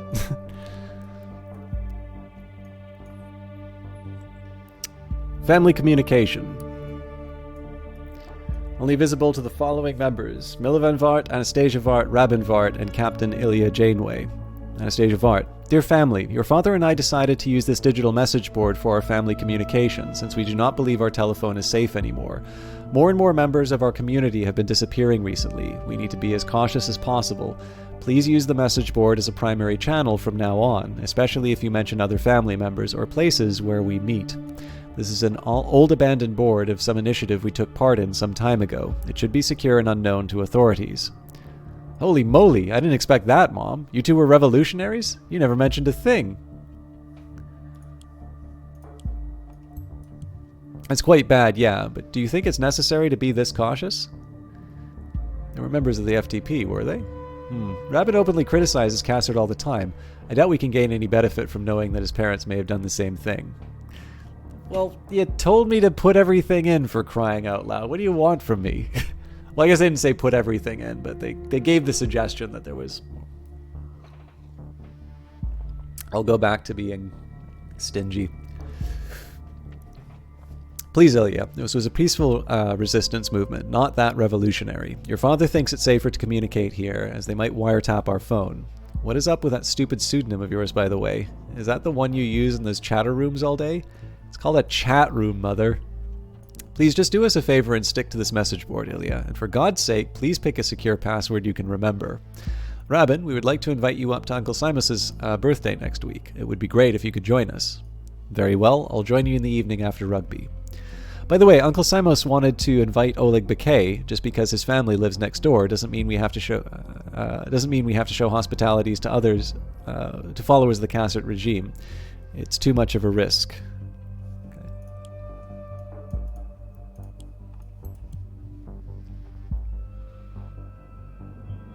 Seems that they're once literally closer than we thought. You're right, honey. We cannot afford to be careless here, and we'll talk Simus out of it. Mum, Dad, Oleg is a good man. The world is not simply black and white. He may be a soldier in the army, but he wouldn't endanger us. I think he should come. It's a shame that Cassard has managed to drive a wedge between people in our community. Sorry, son. I just don't think it's a good idea, especially not putting him next to my elderly brother, who talks very bluntly about hating Cassard and his followers. Bakay has always been overtly patriotic. The police are already beginning these Gestapo-style observations, and it is scaring the hell out of me. Maybe you're right. We should give him a chance.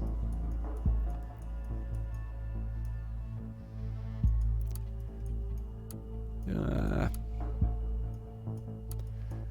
don't want to join this stupid war. I just got a note telling me to report for duty by next week. I was drafted. They're coming to take me if I don't report in. What am I going to do? I don't want to join this goddamn war in this horrible army. Please don't panic, Ilya. We are going to take care of this. There must be something that we can do. Rabin, you know Oleg Bakay well. Is there a chance that you can talk to him about this? I heard he's in charge of the unit stationed here. Can he help Ilya get out of this? I'll see what I can do. Try not to worry too much, Ilya. I'm going to talk to Oleg and get you exempted from service. It might cost me a few favors and take some time, but I will get you out, I promise. He's a reasonable man, but first I need you to report in anyway. Don't give them a reason to arrest you. That will only make things much harder. Yes, okay, thank you. Alright, this is definitely the sort of thing that will tarnish his reputation. I'm curious whether that worked out, or what it took to convince Bakay. So we know that I didn't put this information in, but there was an indication that Ilya ran away. Check messages ASAP. Mom and Dad are gone. They took them. They sent soldiers to our home. It was so horrible. They started hitting Dad and yelling that this was his punishment. Mom tried to fight them off, and then they started hitting her too. These bastards just took them away, and now they're gone. Rabin, what should we do? You have to help us. Rabin, please check your goddamn messages, for fuck's sake.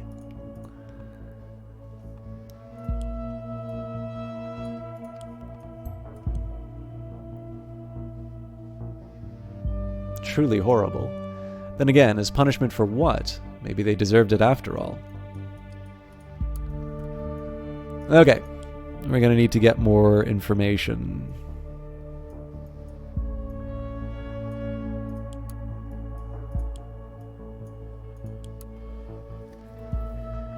Thread. The Pargesian army will protect Prava Secondary.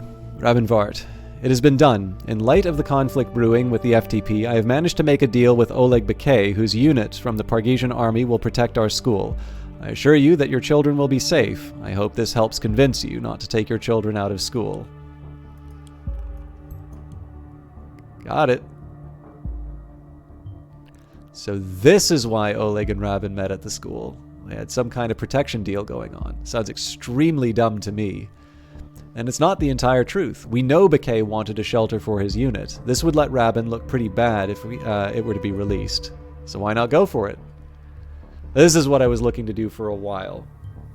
Good, we have a narrative again.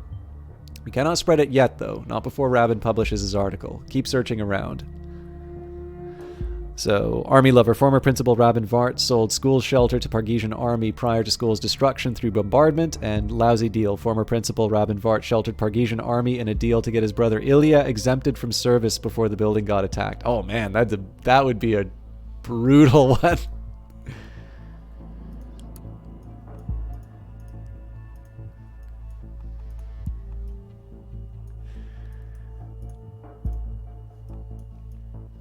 This sounds a bit drastic. The National Army seems to have the situation under control. I appreciate the effort, Principal Vart, but I am not convinced that having a unit of Pargesian soldiers around the schools is a good idea. Are you sure that this won't draw any more attention to the school? I assure you it will be fine, Yelena. I would never do anything to endanger my pupils. They are as safe as they can be at my school. Thank you, Mr. Vart. I appreciate your efforts to keep Prava Secondary safe. Okay... So, I think now I need to start making some choices for some of the contradictory material, or some of the things that I thought were less important.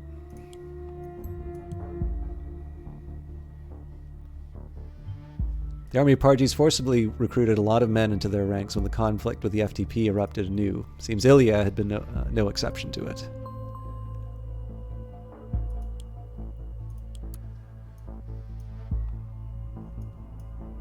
Okay, so... so he lied to...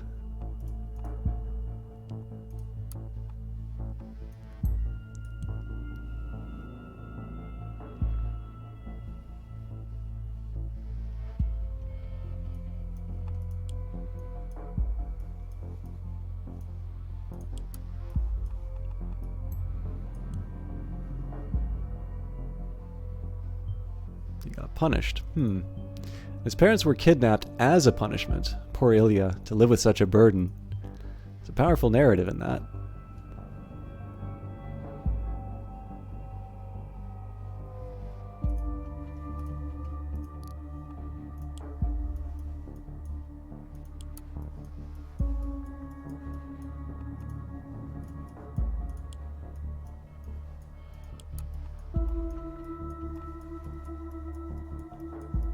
I'm saving the contradictions for the very end.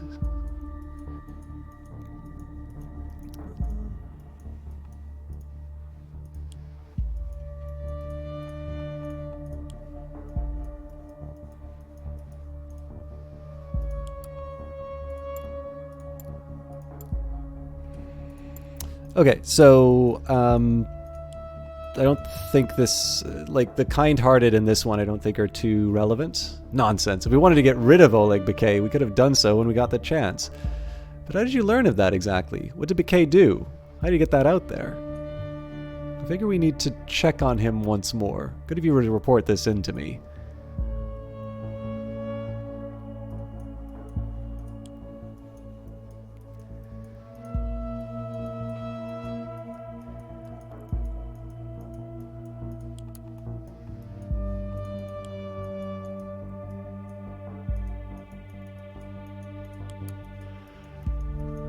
So again, this isn't too relevant here, but...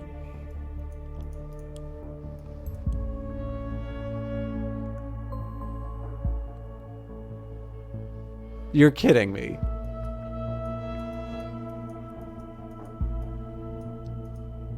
Okay, it wasn't in here.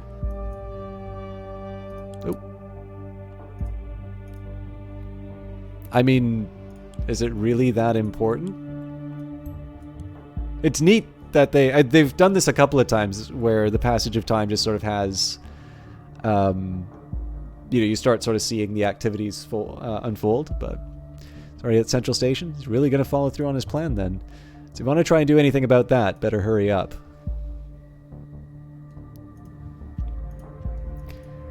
Again, I don't really see Ilya as the target I want to go for on this. Let me just double check. Yeah.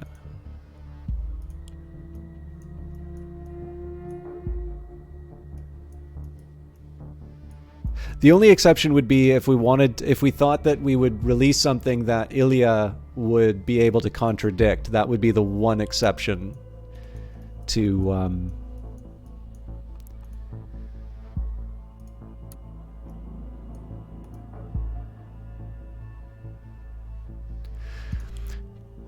So on this one, I actually prefer reporting the truth on this, especially because you can still do, oh, what is this Rasputin-like figure who's pulling the daughter away? Again, I don't want to put too many falsehoods in terms of the influence we want to put out, just because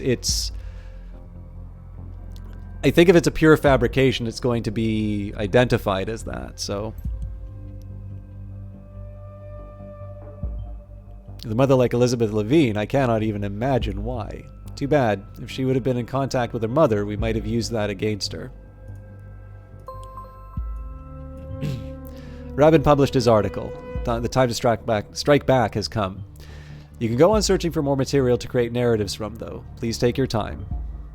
When ready, strike Rabinvart as hard as you can. We need to make this count. It says take your time and then pushes me straight to the... this really doesn't feel relevant, but...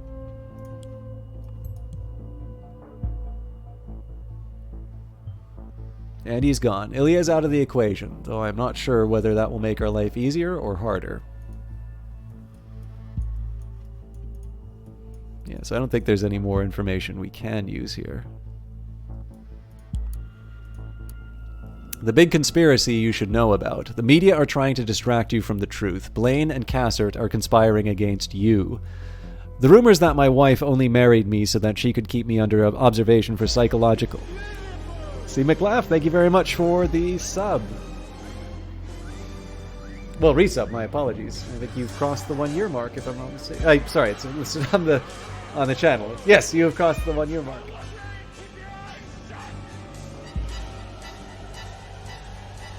It definitely feels like it hasn't been a year, but thank you very much for resubscribing. I hope you are well. The worries that my wife only married me so she could keep me under observation for psychological issues are both insulting and crazy. They are meant to draw your attention away from something way more important than my personal life. The important question should be, why is the focus of attention not on one of the most pressing and obvious issues? Is it not curious that during a national crisis like this, while Bonton is threatened by terrorists, the Prime Minister is leaving the country? Is it not weird that he is meeting with Cassert, who is throwing him a military parade party under the guise of a negotiation meeting? The answer is that this is bullshit. Negotiation is not what the national government wants. They want power. Blaine and Cassert want to control our minds by secretly conspiring against the people of Parges. Since this is what that meeting really shows, and what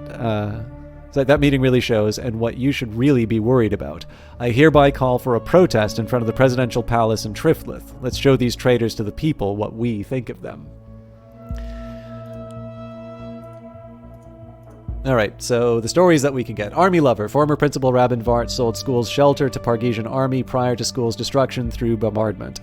Lousy deal. Former Principal Rabinvart sheltered Pargesian army in a deal to get his brother Ilya exempted from service before the building got attacked.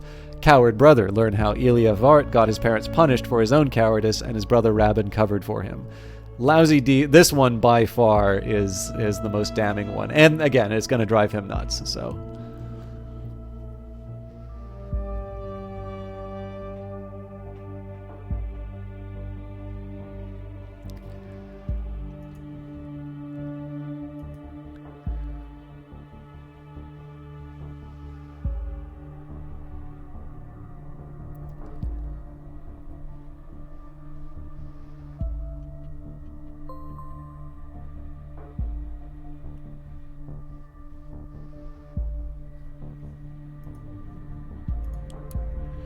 Liam Love. He sold the Parva secondary shelter to the Pargesian army? How could you do such a thing? You endangered the lives of those kids. Don't you see how they are manipulating you? This is nothing but a lie. It's all spread and done. The fact that Rabin made the deal to help his brother decrease the impact of our... What?! Good work, but not good enough. Rabin is still around, and he still has a loyal follower base. So what absurdities does he dare claim this time? Man, I don't know. Getting someone out of... like, using your connections inside the apparatus to... like, especially because that resulted in children dying.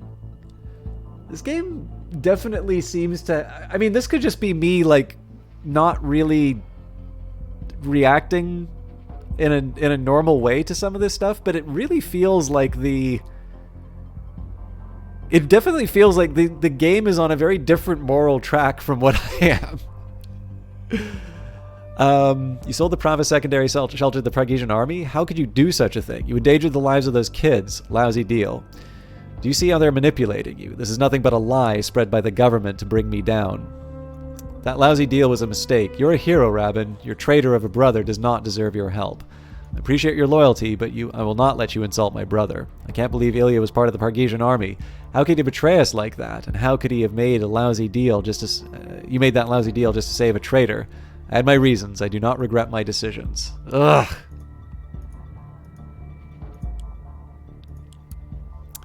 The national government kills. They kill their own people and our people to distract us from the truth. They have all fabricated yet another story about me to distract from the really important truths. If you don't believe me yet, here's another truth for you. I used to be a teacher in Prava, a beautiful small town by the mountains of Ria. My school was destroyed by troops of the nation. I have never gotten over this horrible incident, and it broke my heart more than anything else that has happened to me. The national government ordered the shelling of Prava Secondary. They killed those students, not me. They destroyed everything I love in my hometown. This is what your government does to the innocent. To the weak, they kill.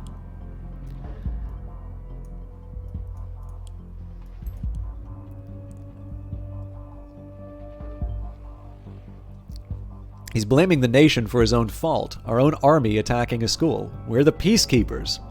It's time to turn things around. This has to end now. We cannot let these preposterous lies stand. We will destroy Rabin Vart. You will. Now. Get me something that shows beyond any doubt that the nation isn't the one to blame here.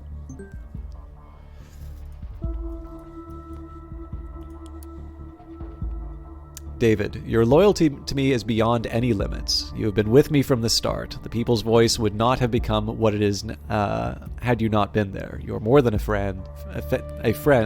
You're a true friend. But I'm tired. I've been writing furiously all day to this point, and look where it got me. Nowhere. Everything around me is falling apart. I have no one left. Even my followers are turning their backs on me. It's over. It has to end. I want it to end. Thank you for standing with me.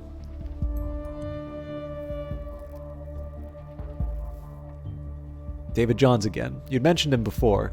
Regardless, it doesn't matter what role he had with the people's voice. What matters is only the destruction of Rabin.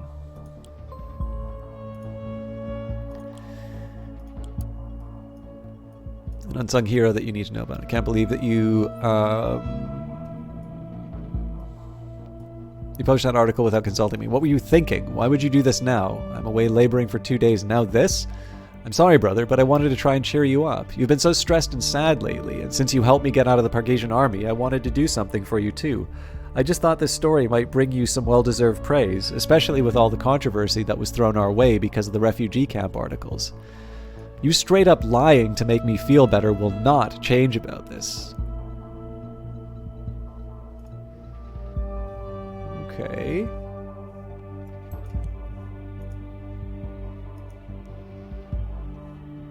But despite this, he's profited a great deal from being considered a hero. Rabin Vart is a sad joke, bereft of moral standards, and he's going down.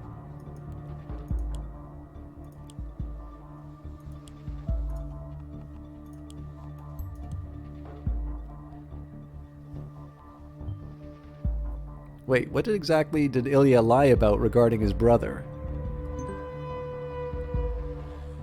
I don't see what the big deal is. People need to relate to you, understand that you aren't just another lunatic mouthpiece, to see that you have compassion, that you have experienced the atrocities firsthand that we write about every day. That's right, I lived them, not you. Seriously, Ilya, I can't believe that you would do this to me. Now everyone in this camp will be looking at me like I was some kind of martyr. I even got fan mail already from a guy named David Johns who called himself a huge fan of mine. I don't want that kind of attention. I don't want fans. I just want to move on and forget this whole thing ever happened. I feel like I'm stating the obvious, but can't you just take it down if it bothers you so much? No, it's garnered too many hits and it has been passed around across the nation. It's spreading like a cancer, a disease. Everyone is reading it. Now I'm going to have to answer a lot of questions about it. I'm truly sorry, Rabin. It was supposed to be a surprise, a morale boost. I don't think you even remotely get what you've done. Okay. Oh.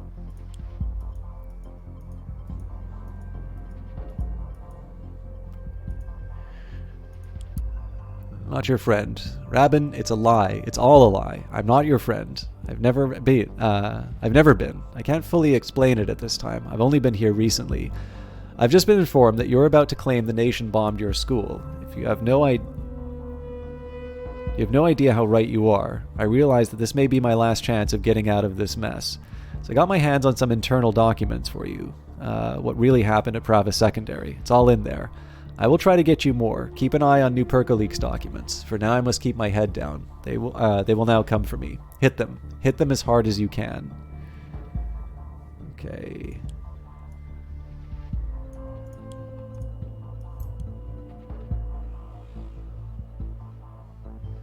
What? How does this person leak? This person leaked confidential information to Rabin Vart. This is very troubling news.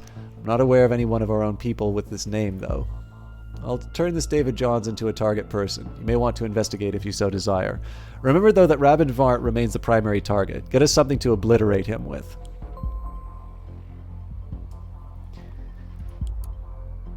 Operation Cavalry.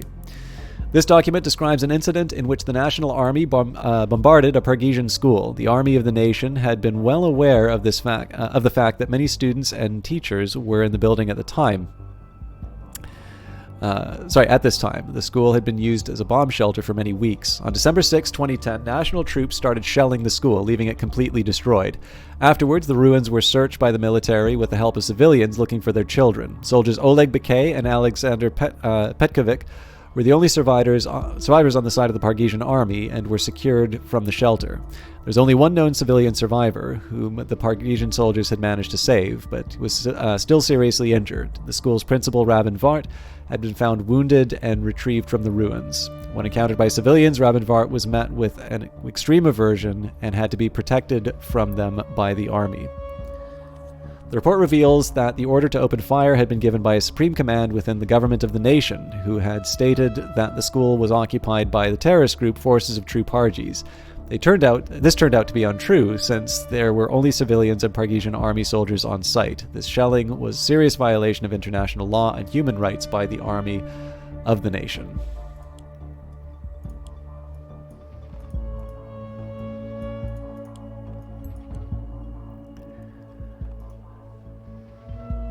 That's how he ended up with us, yes.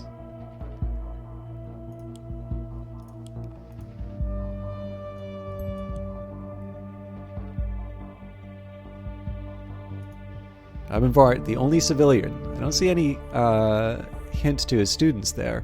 I thought that he had rescued a lot of his students. Here comes the article. We must end this. Get me a narrative.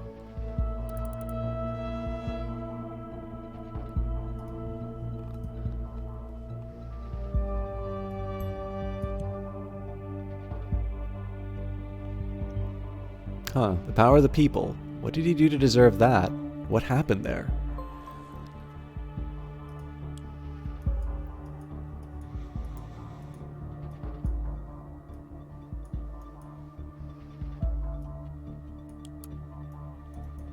The national government kills civilians. They fabricate stories. They order bombings. They kill their own and our people to distract us all from the truth. To be clear, yes, it is true that I invited soldiers of the Pargesian army to my school in Prava, but this fact was taken entirely out of context in order to fabricate a news story aiming to destroy me. The only reason I hired the Pargesian army was to protect Prava Secondary. If you don't believe me that the national government are preposterous liars, here's another truth for you. My school was not bombed by troops of the Pargesian army at all. The national government ordered the shelling of Prava Secondary and blamed Pargesian soldiers because they wanted to prove to the media that they were needed in Parges to protect the Pargesian people. Instead, they have destroyed everything I loved in my hometown. This is what your government does to the innocent, to the weak. This is why I shall now call them national murderers. Okay. I do want to check out Socialite here, but threat. My child died in the school bombing. I want justice. By Harry Busick on December 8th. My child died in the school bombing on Monday. I can barely type this message, as my hands shake as I try to comprehend that my little girl is gone. I haven't slept, and my stomach is retching as I try to process my grief. I just want to find the ones responsible for the attack, look them in the eye, and make them know just a fraction of the pain that I am feeling now. I need to know what happened, and I need to know why it happened. Also, how is it that Rabin Vart is the only survivor? Can someone please explain that to me? Because right now, I'm having a real hard time working that one out. Ilya Vart. Dear Mr. Busick, I understand your feelings and your outrage, and I cannot emphasize enough how sorry I am for your loss. I am answering on account of my brother, who is still hospitalized and in shock about what has happened. Please take into account that he tried everything in his power to protect all pupils of Prava Secondary. Nonetheless, he can't help but blame himself for what has happened, and feels the utmost sympathy for each and every one who lost a child or other family member in the bombings. But it was not his fault that the FTP attacked the school. Are you kidding me?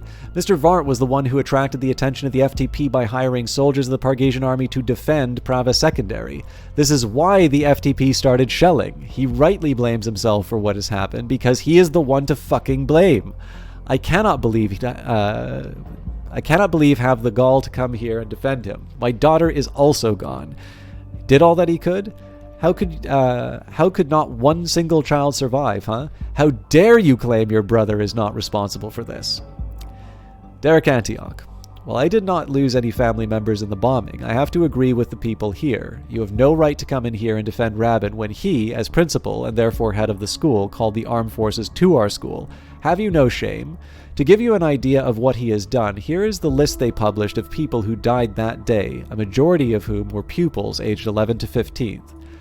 Afanaseyev Stanislav, Akripovic, Bart. Oh, I'm never going to be able to do all these names. I'm really sorry, but there we go. Mayor Grabovac. Dear citizens of Parva, I understand your concerns as I wish to express my sincere condolences. It is a natural reaction to this truly horrific situation to seek answers for what has happened. But if you really want to hold someone accountable, it should be the FDP who conducted these bombings. Blame our government for not protecting us. Blame soldiers of the nation for failing just as much. But please do not blame one of us. Do not blame the principal who has done everything he can to help these children, to support parents, to save people. As citizens of Prava, we should stick together in difficult times instead of throwing stones at each other. Please don't make this terrible war get the best of you. Immersion ruined. Hey, Carlo. First, please let me tell you that I am terribly heartbroken and that all my pupils died in the bombing of Prava Secondary. I mean, I think we already established this, but I cannot believe it. This man, this fraud, to claim he saved his students despite we should have known a long time ago. This is what Ilya must have lied about for him. All these lies make me sick. But there is a silver lining. This is what we need. No need to construct a narrative. This itself will be his undoing. Bring him down. Bring him down. Not yet. There's something happening on Karen's PC. It could be important. You might want to investigate before you spread this narrative. I want to finish doing my investigation. I decided to speak here not because I am trying to defend myself. Instead, I discovered a very important fact that the citizens of Prava need to know about. Something that is highly crucial to seeing the bigger picture of this whole goddamn war. The bomb that hit Prava Secondary was a GPB N300. I know these bombs, and they are not the kinds of weapons that the FTP usually deals with. These bombs are owned primarily by the Pargesian army. This was not the FTP. This attack was executed by the army, and therefore the government itself. Mrs. Toskala. Are you for real, Vart? You come barging in here with what is barely a half-assed apology and then start spewing conspiracy theories? Our children died. You didn't protect them when they needed someone. That was your job! Now my job is to make sure that you don't step foot in our beautiful town again. I will make sure that everyone knows the kind of man you are, Vart. An insensitive, cowardly child murderer. I didn't murder your children. The government did. Makes a lot of sense. Doesn't anyone here even care about the facts? What are you still doing here? To hell with your so-called facts. I agree with Myth Toskala. You are a child murderer who deserves to be shot. We want you out, Principal Vart. My brother has done nothing wrong. He dedicated his life to this school, to his pupils. And this is how you thank him? He did everything he could to try and save them. Ilya, the fact that you are defending your brother's abhorrent actions only makes you an accomplice in our eyes. You should both leave the country and never come back. We just might. Thank you for nothing, citizens of Prava. So, incidentally here, I do disagree. So I don't like Rabin Vart. I do see him as the enemy here. But I do think he's being incredibly unfairly treated on this. I mean, obviously, we've talked a bit about the media environment. It's very clear, like, what this is. I mean, if you follow enough accounts on Twitter, you'll probably see it at least once a month, if not faster. But just because someone was mean to him online doesn't mean I think as a whole I do not have a lot of sympathy for Rabin here.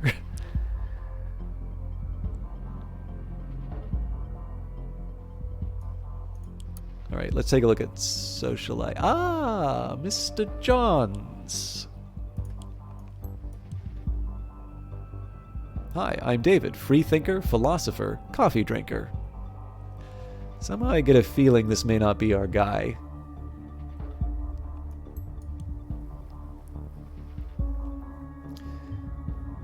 What kind of odd call sign is that? That's not one of our agents, is it?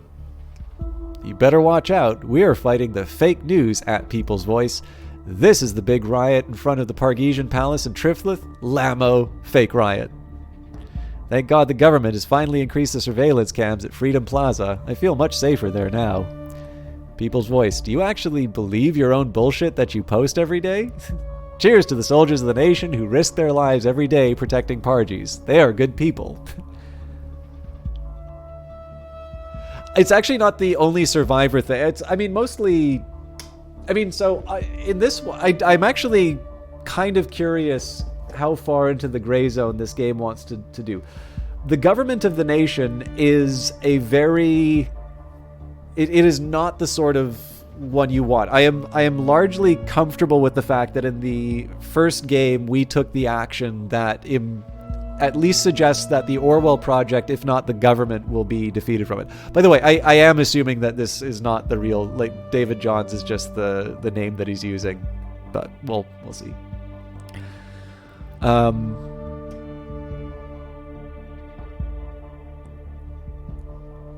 But like in this case here, we're a different group, and we are kind of like, the way that I've seen is that the People's Voice is, I'm trying not to use the real world examples, like the People's Voice has obviously been doing sort of its own conspiracy mongering, and it's got its fight. And I guess the thing for me is that just because I don't like the nation, it doesn't necessarily mean to me that I automatically like the people who are against the nation, right? Okay, I'll give one example from the real world, right? So there was something very uncomfortable for me in terms of some of the rhetoric surrounding the Second Gulf War, where like you have this like Michael Moore thing coming out. I think it was Fahrenheit 9/11 where he did this, where he compares the I'm pretty sure it's the Taliban. At the very least, it's fighters in Afghanistan. He makes a comparison to them to the Minutemen, like from the American Revolution. And this is not great, right? I have more than a fair number of friends who I would go so far as to say are anti-American. I actually consider tragically so, because I'm not going. First of all, I'm not American. I don't feel any real need to sort of defend that country. But I find it very hard to like be anti-American. To me, it sort of seems better to sort of found that on the I think a very reasonable criticism, which is that the nation is not living up to its ideals. So as a consequence, you can say that, this basically means that you will have objections to to policy, as opposed to, the entity itself, right? And I mean, again, if you go far enough out, right, you could say it's like, okay, well, so like how far do you go on that? Like, at what point do you want to say that? Like, there's a nasty little rhetorical trick that you can do where you just suddenly kind of like turn everything into like, oh, well, it's just anti-American, and you shouldn't do that. You should always talk about the individual policy. Like, again, you kind of have to be engaging with someone in good faith. But like this is the big thing for me, which is that I think sort of the reflexive, how dare you criticize my country. It was actually really interesting. I was talking with someone about there's a Freedom House does an index of just kind of like freedom in the world. And I had been talking with someone about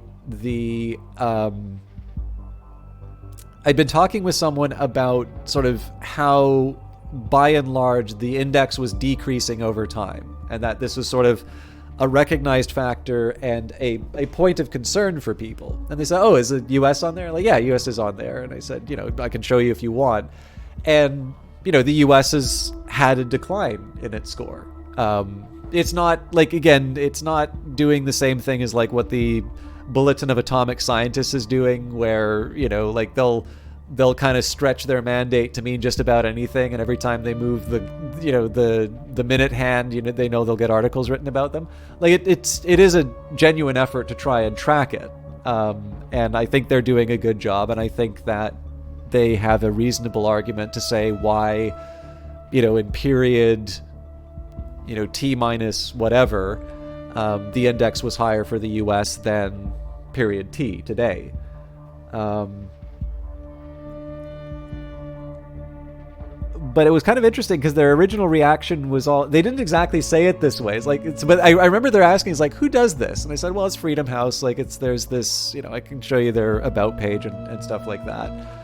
And then it kind of felt like he wanted to go on another plan of attack on the measure. And I sort of said to him, is the question like, who are these people to talk about my beloved country? He says, yeah, actually, I kind of feel that. And I said, it's like, well, it's a little bit like going to the doctor, right? It's like the doctor isn't necessarily happy to tell you that something is wrong, but you can see why that would be uncomfortable information for you, but also very important information for you to hear. It's not that they necessarily have, like, so I can give you examples of organizations which very clearly do not like the United States. And even if they try to make a secret of it, it's pretty clear. I would definitely suggest Freedom House is not one of them. But and I think he kind of got a little bit more, I don't know if I'd say on side, but like, I think he was a little more receptive to what was being communicated there. But again, I'm building a massive scaffolding to make what is hopefully a fairly simple point. Like, I think it's actually very important. I think it is consistent with the sorts of... I think it's consistent with what we would expect for something like a liberal democracy. Something I'm going to assume that most, if not all, viewers are, in favor of and live in and would like to see preserved and perhaps even enhanced. That you be able to criticize and improve, right? I think kind of the idea is that the ability to express those ideas and to be able to express those criticisms is in fact your, that's how these systems get better. And that's going to mean that you disagree. I mean, especially in Canada, in my own case, there's a lot of things that I particularly disagree with. But obviously, if your criticism gets to a point where you sort of feel common cause with the Taliban, perhaps this is a level of... I mean, in the case of Moore, I guess it's self-hate. But, like, it's kind of at this point where it's almost beyond parody. And that's kind of where I feel about the People's Voice, right? Rabin, I definitely see as a villain. And like most villains, they have admirable qualities. But by and large, I question his project and I question his methods. There is, of course, the interesting criticism and for ourselves. I've said that I'm actually comfortable with the fabrications if it means taking down Rabin Vard. At which point you say, well, you're saying that it's okay for you to, to spread these lies in the name of taking him down. I'm not even entirely sure I'd be able to come up with a very convincing argument for what I'm doing, save for the fact that ultimately I am speaking to his audience in the language that they understand. But yeah, I mean, ultimately I don't really, even though I dislike the nation, I do not necessarily want to make common cause with someone like Rabin. But yeah, like in the sense of him just being the only survivor, I actually, that's not my biggest concern with him. Like I suspect it is entirely possible that he was in fact someone who, I mean, he's confined to a wheelchair. But in this case, he's, that is obviously a defining moment for his life, and he definitely seems to have become this very entrenched, or very hardened kind of figure who is currently playing for the other team. My job is I'm in the sort of national security apparatus of the nation, and it is my job to defend the nation from him. So that's the perspective I'm taking. Anyways, unpopular opinion. Cassert would not be able to manage his country without the great work that Prime Minister Blaine has been doing in Parges. Rabin Vart, owner of The People's Voice, is a terrible, hateful immigrant who has overstayed his welcome here in the nation. Answer from Captain Dormouse. X2 think, since when are you so interested in politics? People's Voice is designed to manipulate the people of Parges. Don't believe what they write. Forces of true Parges are dangerous terrorists. They need to be stopped. Parges is a mess. They can be thankful that the army of the nation is out there. Investigator, I like the title. I could tell you about my new job, but then I'd have to make you disappear. Haha. Life gives you lemonade, make a rattler. Never really understood the appeal of the band The Targets. Oh, speaking of, I found out, I think one of my YouTube videos was demonetized because I played the song on that band's website in the original Orwell game. That was a little off-putting, but I mean, it is what it is, right? So I'm obviously really getting off track here, but I'm hoping the game is true to its word and not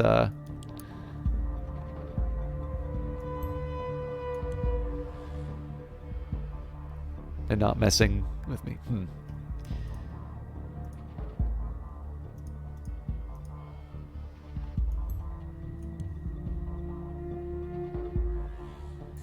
That worked?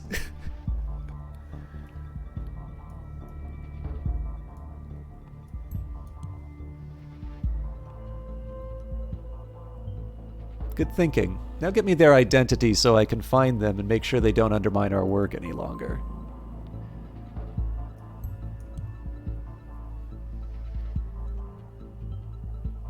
Oh, you gotta be kidding me, right? Except, of course, you're not. It is one of our own people, then. Unfortunately, as an influencer persona, I'm afraid David Johns isn't simply one person. Those personas are controlled by different real persons in our services. Even I cannot tell you who's controlling them at this time. You must find the traitor behind David Johns. Get me their real name.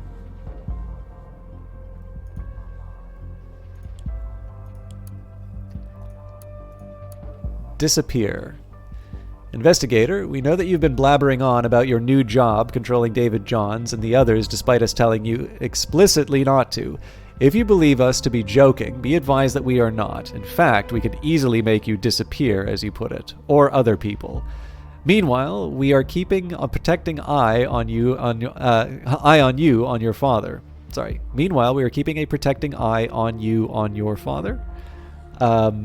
You may thank us later. Time to start taking this job opportunity we gave you very seriously. Don't mess up. So yeah, so just to give you an example, C. McLaugh, like, this is the kind of government I'm working for here, right? So this doesn't mean that, like, I'm not necessarily on the good guy's side in this game either.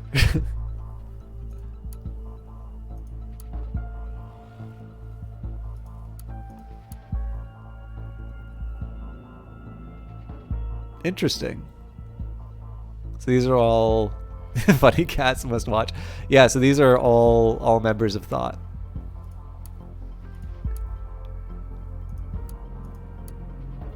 Hey, Dad.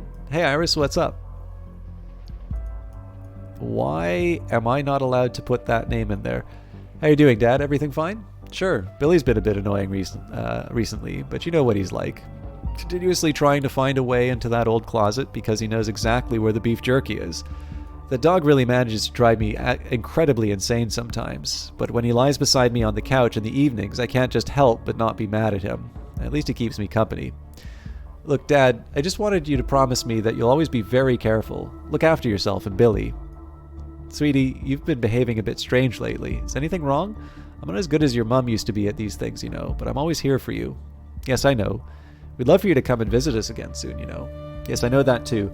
I'm sorry, Dad. I won't be able to do that right now. I'm super swamped with work. You busy bee? I understand. I'll visit you as soon as possible, though. I promise. After all, I can't let Billy eat all the beef jerky. You're just like your mom, Iris Young.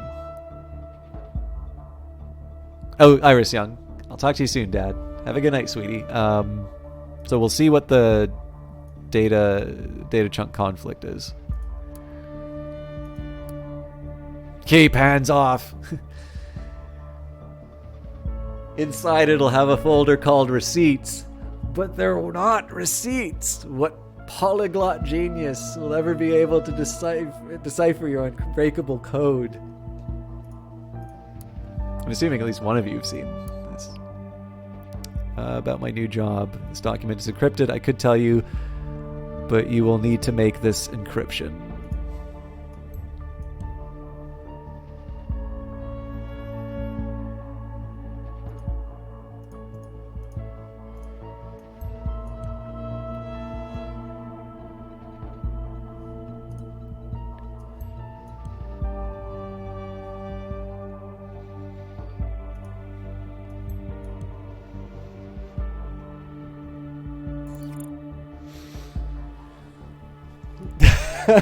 That would be hey, Percival. That would definitely be a very memorable moment. If you can read this, it means the office has come for me and you're my doom. The worst decision I could possibly make was to sign up for Orwell and then post about it. I would have to make you disappear. Ha ha, it's so ironic. I'd have to laugh out loudly if I weren't so bitter. 2 days later, I get a particular email that you may have seen. Sorry about the hassle with the password there. I needed to be sure you'd see what I've been doing for them, so you'd at least possibly believe me. I've been spreading hate in their name, in the name of the nation, one on one and Parges on the other. I feed their rage, and I can't get out. I don't know what she'll do to my dad if I just quit. I can't continue like this either. I don't want to. That heinous bitch Ampleford. She is the queen of lies. She might have told you she doesn't know who I am. Bah, don't believe a word she says. She knows everything already. Why she needs you then, Agent? Didn't you figure it out already? She needs only for verification only. Everything in Orwell is mandatory to be acted upon. Everything. She isn't interested in finding out the truth at all. All she's interested in is to have her own fucked up version of the truth in Orwell, so she is allowed to do whatever she desires. What's in Orwell becomes the truth. But this can be used against her. Ha, it's nearly too simple. All you need to do is lie for me. My name is Melissa Bethany O'Brien. My call sign is Ampleford.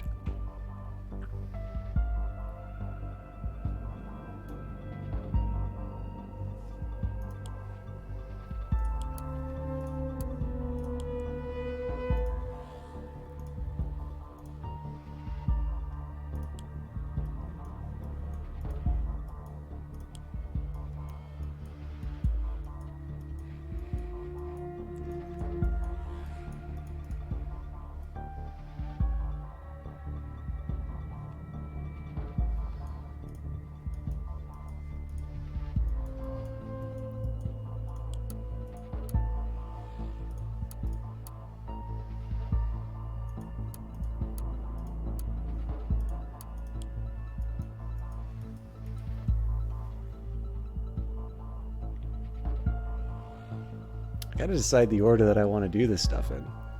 Okay, first of all, no Pargesian hero, how Robin Vart only saved himself, let all of his students die, and built a false myth to profit from.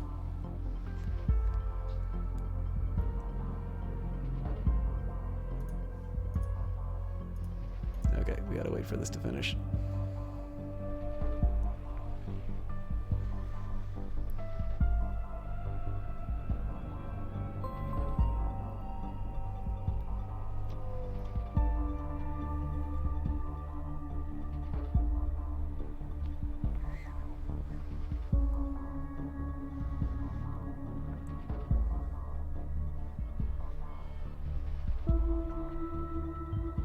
My God.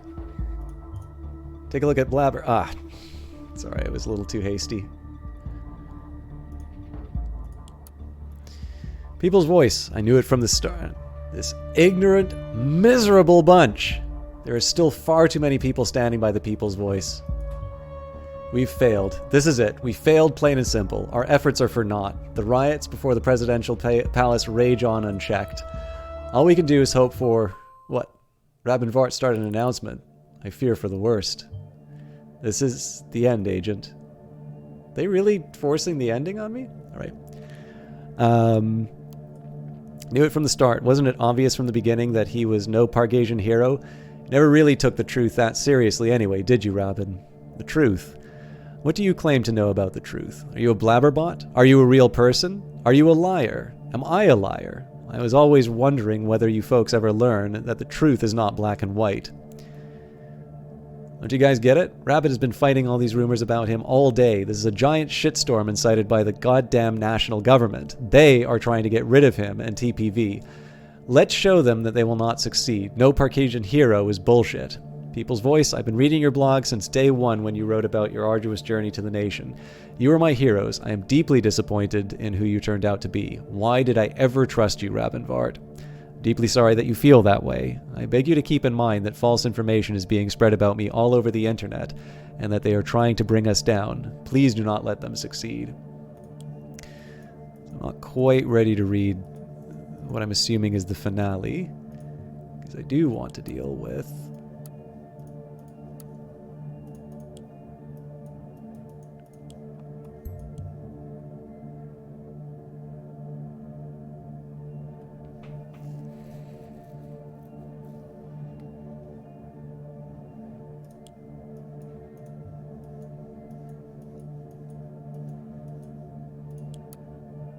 This is my last announcement. Thank you to those readers who stuck with me. My dear followers, those of you who still remain, the story that has finally been spread by the despicable government mouthpiece, it is true. All of it. I never saved those children. Because I was too afraid. Because I ran for my life, eager of saving it before theirs. Here I now am. alive, and they aren't. I had so long forgotten about it, and now it's shaking me to my core. I believed that if I only tried hard enough, I could change things, that I could make things better for my people at home in Parges. I believed I could fight against the corrupt, evil, rotten politicians longing for power at the people's expense. I believed I could free my home country from these parasites and go back home. If only I twisted words long enough. We all need a reliable base on which our world is based. Our truth. This was mine. But now I realize that I've been living a lie. Not only a lie that made you believe in me, but a lie that allowed me to forget who I actually was. A far too comfortable lie. Only one thing is worse. Knowing that even as I speak, you all continue. Carry on, fight on with all your fury, perpetuating that very lie endlessly, creating new truths based on fake claims put out there ages ago. What will become of this world when everybody has their own truth? What will be real, dependable? Everything will be nothing. Truth is dead. And I killed it that very day. I was too afraid to speak up and correct a mistake. But no longer. This story has to end on my terms. There's hardly anything more concrete than a bullet. It creates a tangible, uncomfortable fact. The very thing needed for a resurrection of truth.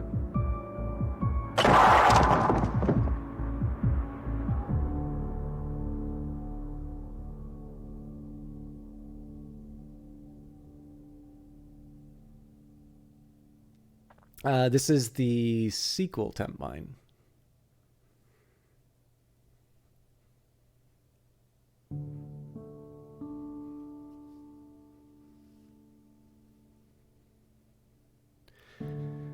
All right, I'm pretty annoyed that there didn't seem to be any outcome for betraying Ampliford in the last second. I'm assuming it's because the game sort of put me into the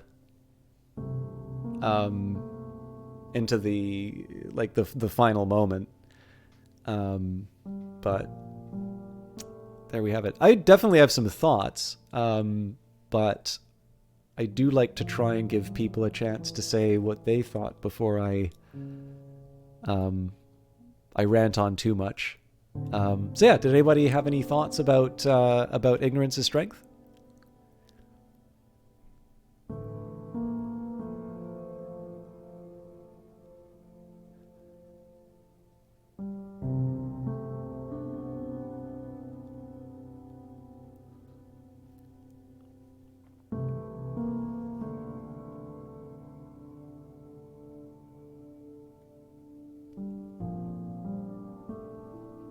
Otherwise, I'm happy to just kind of monologue.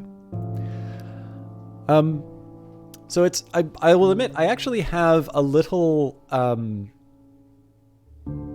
difficulty with it. Oh, this is really interesting. I didn't know Elspeth was in this. I do not know them, but I do know that they work with Brace Yourself quite a bit. So, in terms of subjects, I am definitely quite in terms of the theme that the game takes on, I'm quite fond of it. I do want to be a bit clear, I do have a small challenge in terms of what I'm going to try and do in terms of unpacking it. I liked Orwell a lot, the preceding game. And this is the follow-up, Orwell, Ignorance is Strength. And I hate to say it, but I cannot say that I unambiguously enjoyed Orwell, Ignorance is Strength in the same way that I liked Orwell. I don't really know how that rates in terms of saying, like, is it a good game or whatever. I also just don't know if that designation really means a whole lot, right? So if I say Grand Theft Auto 5 is a good game, I don't actually think that's a controversial statement. I think revealed preferences are such that Grand Theft Auto is a pretty good game, and at least in the sense that, you know, a lot of people really do seem to be enjoying it long after it's come out. Well, that doesn't necessarily mean that you're going to enjoy it, and it doesn't necessarily speak to the qualities that make it a good game. So I'm going to talk about a couple of things that I think maybe missed the mark for me. And I'm also going to talk about some things that I really liked about it. And it might be better for me to talk about the things that I like, but I don't want to end on I don't want my last comments about the game to be ones that are not necessarily positive ones. So I'm going to start with what might be sort of perceived as the nitpicky or trivial stuff first, because it actually did have an effect on... it did have an effect in terms of how I... oh, sorry, actually, I do want to check one thing on the...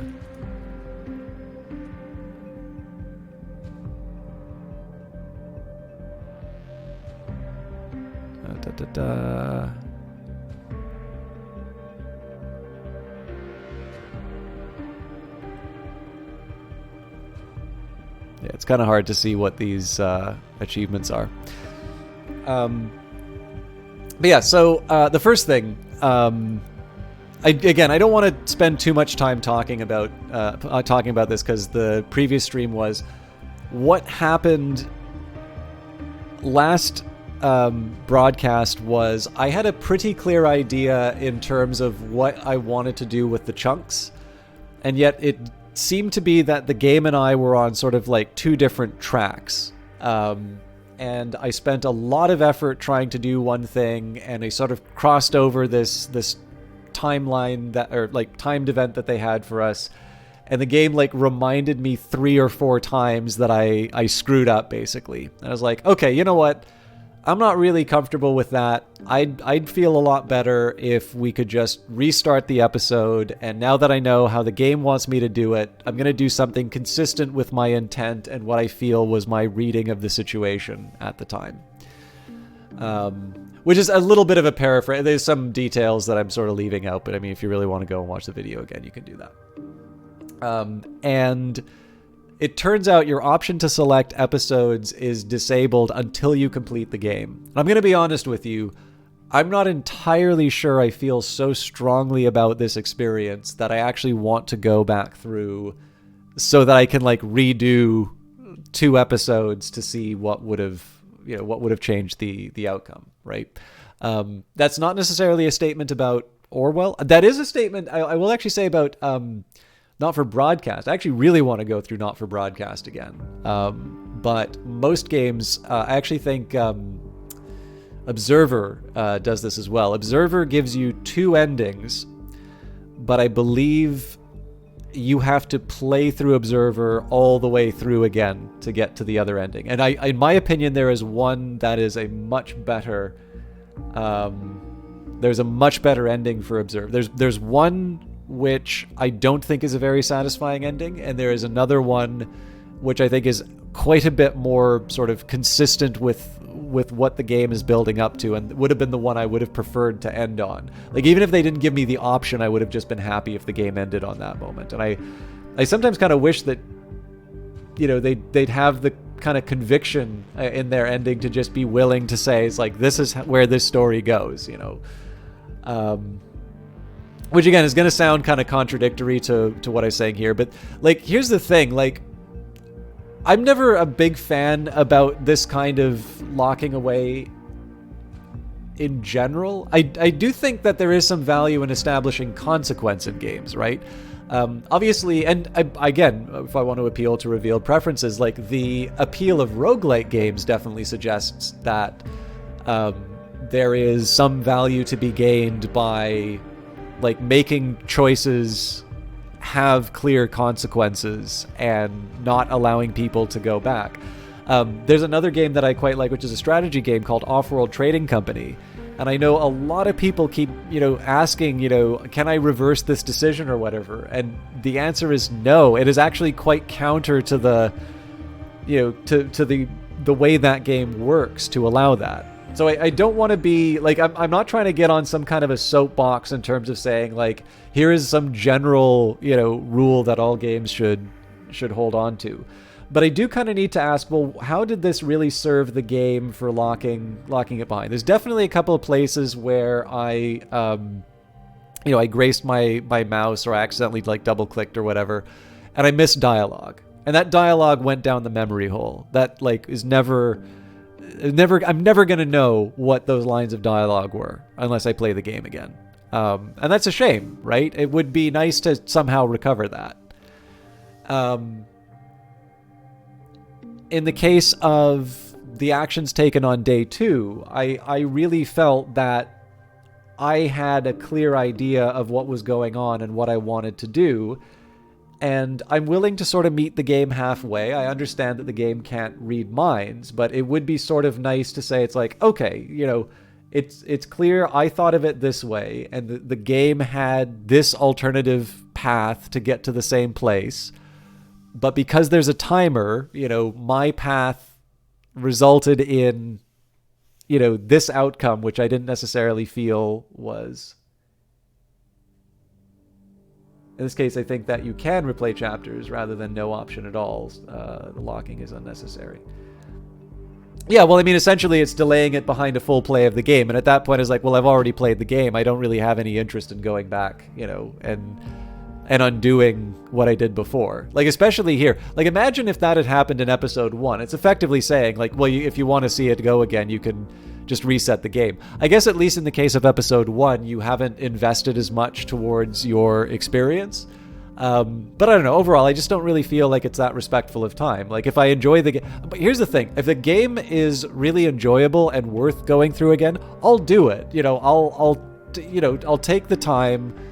And I'd really appreciate me being able to decide how I use my time that way, as opposed to the game sort of saying, no, you must appreciate the purity of the full run through. Even if you experience something that you think is frustrating or unfair, like you're gonna have to sit through this to the end, or you're gonna have to start right from the beginning. And I'm not entirely sure what's being gained there. It obviously sufficiently annoyed me.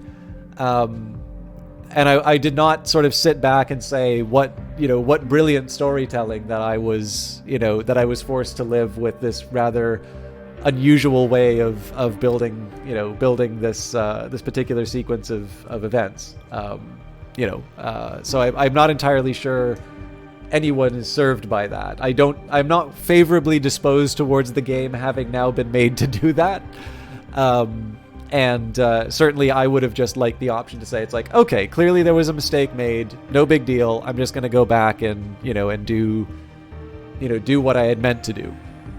And again, like maybe there is a creative choice that can be made here, right? It's like, well, you know what? You didn't get it. And we don't accept leaps of logic. Again, I think that's kind of inconsistent with both Orwell games, because there are leaps of logic which can actually become evidence that winds up, resulting in people dying. I actually think that's very consistent with the way that the game works. But again, right, like it's not my job to tell people how to make their games. But definitely for me, it just seems to have been all costs. It's something that I'm citing as a negative of the game. So presumably that's not in the creator's favor. Presumably they'd like maximum enjoyment of the game, all things being equal. And then for me, again, I felt like I had less of an Orwell experience than I would have. Now, on the topic of like intentions and interpretations, this is a tricky game to do this sort of stuff for, right? Because again, you're left with certain sentences, you're left with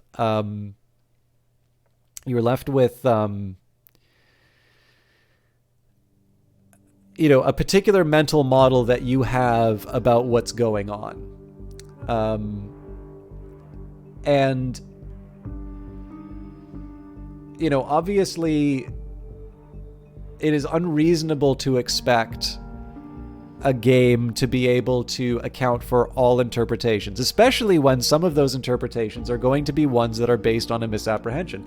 There might be a ton of stuff that I simply misunderstood. There's actually a number of cases where I said, oh, well, that's not really a contradiction. We know that, and it's like, well, what the game's pointing out is that it's a contradiction to the Orwell system. It's me using that information to,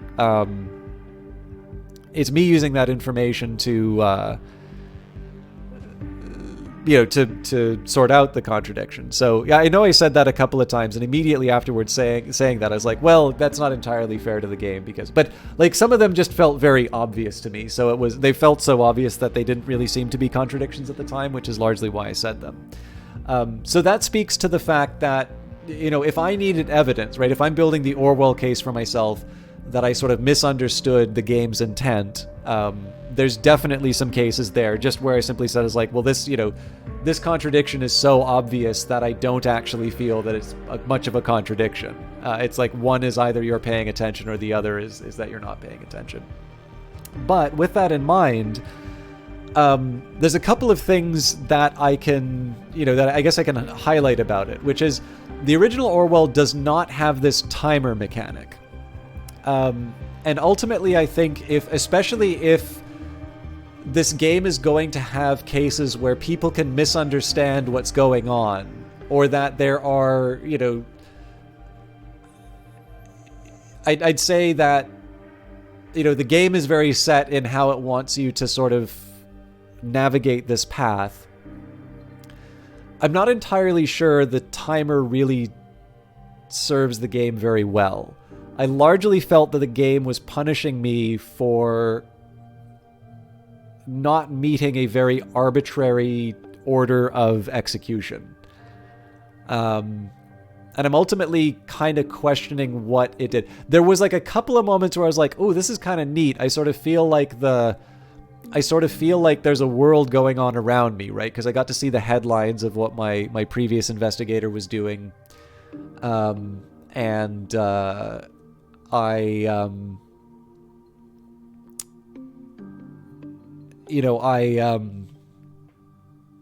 You kind of get to see Ilya's movements through the city and all of that.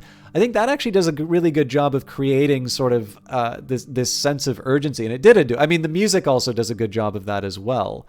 So I can actually see how that mechanic would really help. But I think the best example that I could give you of where I think Ignorance's strength actually was a step back is consider how I reacted to the death of Nina Metronova, Concerned One. I made a mistake, and I recognized I made a mistake. And I felt really bad about it. I actually debated, do I want to live in the timeline that says, I made this person die? It's so tragic, especially because she has a daughter. And I was like, you know what? I wasn't paying attention on that, right? I could have read the chunk, and I didn't. Even though there's sometimes a bug that doesn't show up those things, I knew in my own mind that had I had the opportunity to read that, the detail on that chunk, assuming it didn't even show up. Again, I don't know whether or not it showed up because I wasn't paying attention to it anyway. I just reflexively put it in, and that's exactly what is supposed to happen. I was phoning it in, and someone died as a result. And I felt bad about it, but I felt bad about it because I knew that was a failure purely because of a choice that I made, which was to quote-unquote save time. And I thought that was an interesting moment. It was one that I reflected on and I thought was sort of in line with what the game was trying to say. And then we consider what happened in episode 2, where we sort of failed to stop the release of the essay, and I get the game sort of scolding me for not being on time multiple times. And the result was just annoyance, because I was like, well, I really feel like I was pretty much had this, or at the very least I had a reasonable expectation of, getting this thing on time. And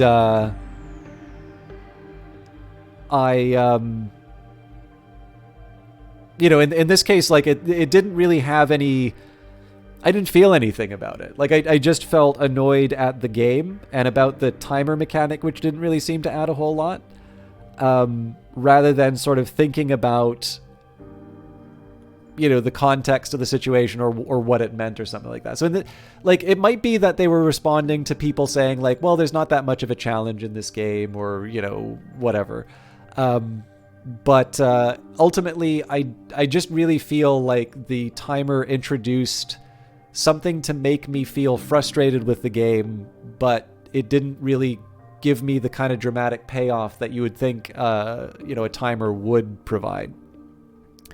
The other reason why I wanted to talk about this was, and again, I feel like this is a really I should have put this a little bit closer on the superficial stuff, because I do genuinely feel a bit bad pointing it out, because I don't think this resulted in me taking an investigative step that I didn't, but it feels like there's a lot more typos and errors in this one, and it makes me sort of feel, rightly or wrong, like again, I do feel bad about this because I do not know the circumstances under which this game was made, but it does create a very small feeling of a lack of polish, particularly also with little things like where I had a resolution to the Ampleforth story, but I didn't see any payoff to that. And the previous game did a very good job of like using typos to kind of create this very colloquial kind of exchange with characters. I think they even use like the duck typo in some cases. But like a really good example where I find it hard to parse the errors in text inside of the game as being ones that are driven by like the story, would be that like the threatening letter to the defector, the one who's helping out Rabin. I'm pretty sure that had an error in it. Like it was definitely a very odd sentence, like keeping, I think it was supposed to say like keeping an eye on you and your dad. But like, I don't know, there's just something about like the sinister email that's threatening your family having a typo inside of it kind of seems a little, that doesn't seem like something intentional. And if it is intentional, it seems a little weird. So the reason, on its own, I wouldn't necessarily highlight that. The lack of resolution in terms of ultimately betraying Ampleforth. Is it Ampleforth? It's Ampleforth. It's the reference. It's the sweaty man. It's the reference to the sweaty man in 1984. Sorry, I'm stumbling over myself here. That, fair enough. That is what it is. I'm sure if I'd committed that before the final timeline event, I don't, there might have been something else that happened inside of it. It's a shame that I didn't see any resolution to that. I actually would be kind of interested in seeing how it turns out. But what it does do is it creates that, so like there's that kind of idea of trust that you have, right, with the game, that the game will sort of have your back and it won't sort of unduly punish you for trivial infractions, I guess. And obviously I was talking about that with the timeline. Well, similarly with the with the typos, like once you start seeing sort of an accumulation of them, and particularly when you're annoyed about something else, it does start make me think is like, oh, okay, so like how much weight should I really put on this thing? Or does the game really mean it when it says ... And at that point I suddenly, like, where in Orwell I was really kind of swept up in the story, in here there were actually, I'd argue, stronger moments as far as the story is concerned than the original Orwell game. But I always found that I was sort of being pulled out of that, I hate saying immersion, but I was kind of pulled out of that immersion and back into a world where I was sort of instead thinking of it as a game, and sort of it's like, oh, I gotta focus on the gamey bits, because if I don't do that, then it's gonna produce something that makes me, reminds me that I got annoyed by that one thing, and so on and so forth. And I don't think that's a good place to be, particularly in a game like Orwell, where you sort of want to lose yourself in the story and decide, what decisions am I going to be making in the context of this dystopia. So again, I don't want to be unfair, and I don't want to highlight too much of these, but these are the things that make me, like, I really want to say it's like Orwell Keeping an Eye on You was fantastic, and I went into Orwell Ignorance is Strength, and it was the same feeling but with a new experience, and it was great. Obviously, it's much better when you enjoy all of the games that you play as opposed to, feel mad about them all the time. Because, again, I've said it before, like, it's a shame that it feels like so much of gaming is about being mad at games rather than enjoying them.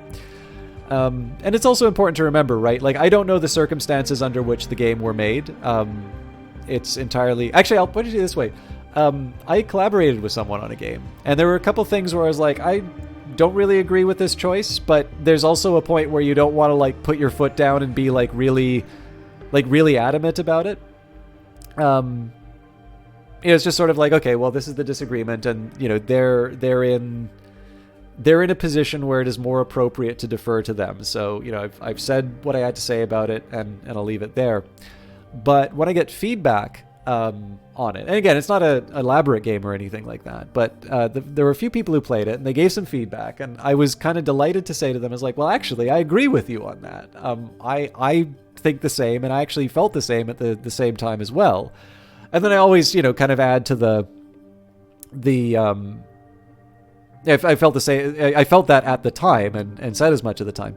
But I'm pretty quick to follow up with that in terms of saying that, but also keep in mind that there's a bunch of really stupid stuff that I probably would have done that I was prevented from doing because of, the collaborator in that. Like, clearly the one last thing you want to do when you're collaborating with someone is to say, it's like, all the good ideas were mine and all the stuff you hate was done by the other guy. But obviously, first of all, I'm really happy that they brought me along on that, because it was a neat experience, and it gave me a chance to sort of do a little programming and mess around with some stuff that I know how to do. But it does give you the perspective, right, that you don't know, the 50 other options that could have been made in place, and there could be a set of constraints that someone was dealing with. So for instance, like, the reason why I felt bad saying the term lack of polish, this game has voice acting in it. The voice acting is very good. Across the board, I really like the voice acting on it. So, again, I got to use the words I have immediately available to me, but I do want to be clear that I don't necessarily think a lot of these are deal breakers. However, some of them really did form larger blocks to me being able to enjoy the game as fully as I could have. If I had one change to make, it would have actually been to just remove the timer, because I really don't feel like it added that much. One of the reasons why I wanted to talk about the circumstance of the game, I do get the impression that probably the influencer tool was intended to be something that would be used in the second part as well, because you notice how like, all of a sudden these things start trending on on the Orwell version of Twitter. And I suspect there was probably a decision made that it kind of really makes this drag on, and it's already kind of long, so let's just say that, your boss does it in the background.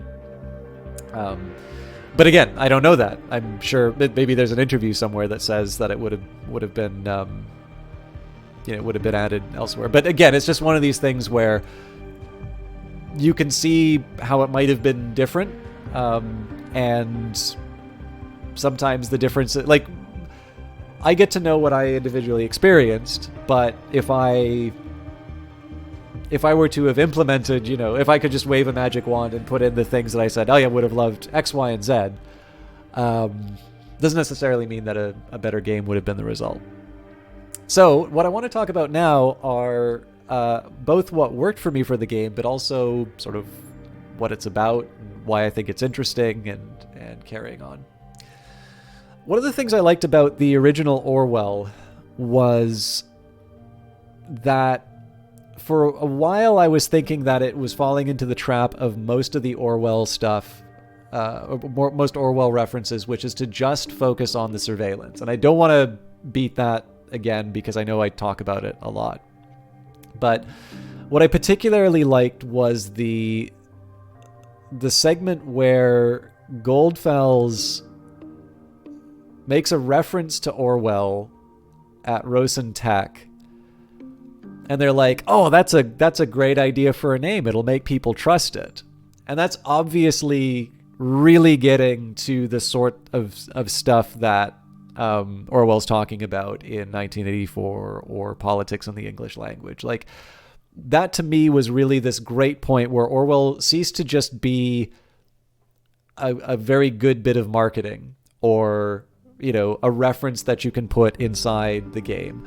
Obviously being able to have names like,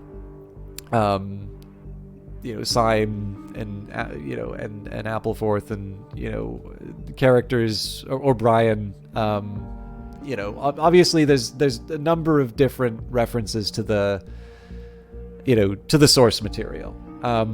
But I guess the really big thing for me is that unless it winds up being like a really,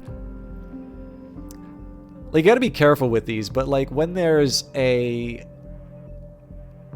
if like all you're gonna do is take the source material and get character names from it, it's not really like an adaptation, or it's really not engaging with the ideas, right? So that's definitely fan service. Like, it's reminding everybody that, yep, I read it too. And that can sometimes be good, but like, in small doses. So it's when you get into stuff like what Goldfels is saying that I thought that was where Orwell was at its strengths. And again, it's not to say that the surveillance stuff is irrelevant. It's just, it's part of an overall set of ideas. It's part of an overall work. And I do tend to think that, if you only think about 1984 whenever you see a CCTV camera at a traffic intersection. I don't know if there's, I guess there are other intersections. Obviously there's a tremendous amount of that very good book that is being left on the table. And so I like the fact that the original Orwell games sort of picked that up and went forward with it. Ignorance is Strength is a little bit harder to get a read on in that sense. I do sometimes wonder if Ignorance is Strength is taking the world established in the earlier game and simply moving forward on its own path, which it did sort of seem like it was going to for a while. And then some more of the social media stuff kind of came in.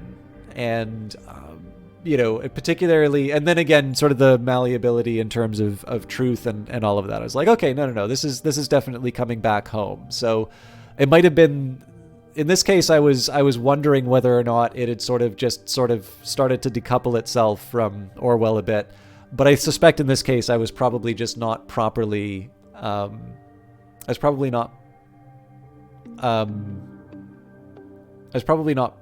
just registering where they were going with some of this. I actually think it's really interesting material. I know a lot of people, I think if you look at like Steam reviews and things like that, people are definitely going to make the references to fake news and such, and it's legitimate, right? It's definitely the sort of thing that, it's the environment in which the game was made. It's a very relevant conversation to be had, particularly with the themes that the previous game decided to take on. And I rather like, so the reason for my very antagonistic relationship with the People's Voice, particularly with Rabin Vart, is the fact that essentially it's the confession that he makes at the end. I actually really, really like this character now. Again, as a very good villain, but also because of that moment of realization. The source of all of my anger and my desire to take him down was not actually necessarily any duty to the office, although I did definitely feel a sense of that into the game. And I'm not entirely sure how much of that is intentional and how much of that is me just really waiting for the right change of political circumstances to suddenly become a terrible, terrible person. Like, I really hope I don't have that built inside of me, but I think there is always that moment where you want to check, particularly when you find yourself agreeing really vigorously with someone who's like not making very good arguments. Like, those are the points where you really want to say, hold on a minute, pull it back. And one of the reasons why I quite like this is because in the end, Rabin is somebody I have a respect for at the end of the story, whereas it is hard for me to have a great respect for myself because I did say the words. It's like, I'm going to try and go as far as I can for the fact-based criticisms, but I didn't hit that one important line, which is I will not fabricate evidence. So I did ultimately put the flyer in, knowing full well that Karen had no intention of leaving the nation. And I came up with my justification. It's like, well, I'm playing offense on the social media team, so we need to speak to them in the language that they want. But it is ultimately falling prey to the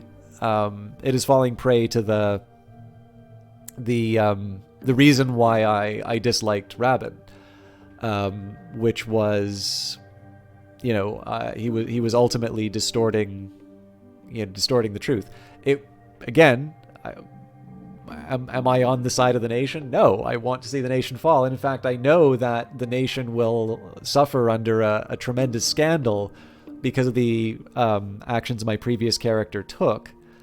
In this case, I am specifically focusing on making sure that this site, which is putting out, this material, which is, is not truthful, is not, it's not helping, is going down. I am a little curious about the decision for him to commit suicide. I am actually very interested if there is an alternative ending where he does not, and it's actually specifically the result of your antagonism that that leads to the suicide decision.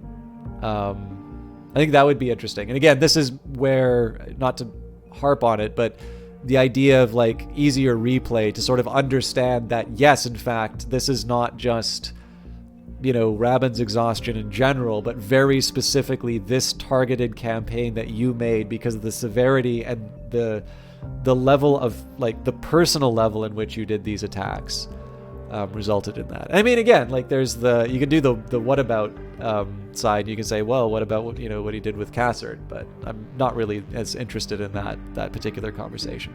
And again, it's one that I basically just have to Google and ask, or watch another playthrough for and see whether or not Rabin's suicide is, like, if he'll make the same confession and not end his life. That is a that would be interesting to know, but I'm not entirely sure I can get there. It does also lead me to bring back to the whole question in terms of whether or not the game can interpret things. Again, it might just be that I don't have a very normal way of thinking about things. I always kind of need to accept that because I do tend to find in some cases I get misunderstood, just like in normal everyday conversation. But the hashtag war, I really thought the most damning evidence was using privileged connections to put children in danger to get your brother out from the out of military service. And I don't really know, this is the thing, right? The game didn't really seem to set that up as something that people would view as favorable. And, the game may not need to for one of two reasons. One, maybe it's your job to read the room. But number two, it could actually be that that's a very ordinary thing for people to say. I will admit my relationship with my siblings is not that great. And I do recognize I've had this. I had a Russian friend who was appalled to hear that I had not spoken to my siblings for a couple of years. Like, to them, that was inconceivable. And they took great lengths, effectively just repeating, but he's your brother. Like,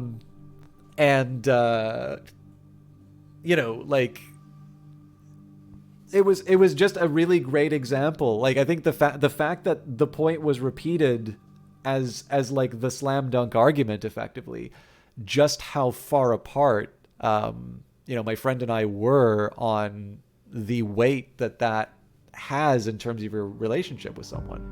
By the way, I don't mean to imply like some unforgivable rift or whatever came up. That's a very uninteresting and long digression to go into. That's probably not really my business to talk about on Twitch. But I want to, like, in case anybody thinks that there's some like horrible background or whatever there, it's like, nah, it's not really. I mean, if anything, that's kind of almost what makes it worse, right? So I'm fully willing to admit that, like, it could just be that my read of the response to that was completely off. But I guess the big thing is that, like, I definitely had another moment where I was like, man, is this game really gonna do this to me again? Where like, when I put in the final item in the influencer, and the game was like, oh, we've lost, and I'm like, really? So because I wasn't able to parse out that the brother side actually made him sympathetic, it could be that the game will always make it so that the people's voice is this sort of like unstoppable social media juggernaut. It could just be there's nothing I could have done differently. But, like, I definitely remember having a moment where it's like, man, is this game really going to do this to me again? This is a real drag. But the final message by Rabin definitely pulled it out. And I mean, again, there is definitely something to be said for, like, the sense of hopeless. Like, so if it is actually the case that you really can't do anything to sort of stop the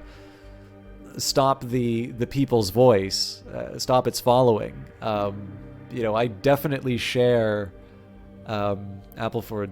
Is Appleford? Anyway, sorry, I've already forgotten the names, but I actually definitely share her feeling in terms of the followers, and I think kind of that's what the point and sort of the summary at the very end is all about, which is, if you are ultimately only ever going to be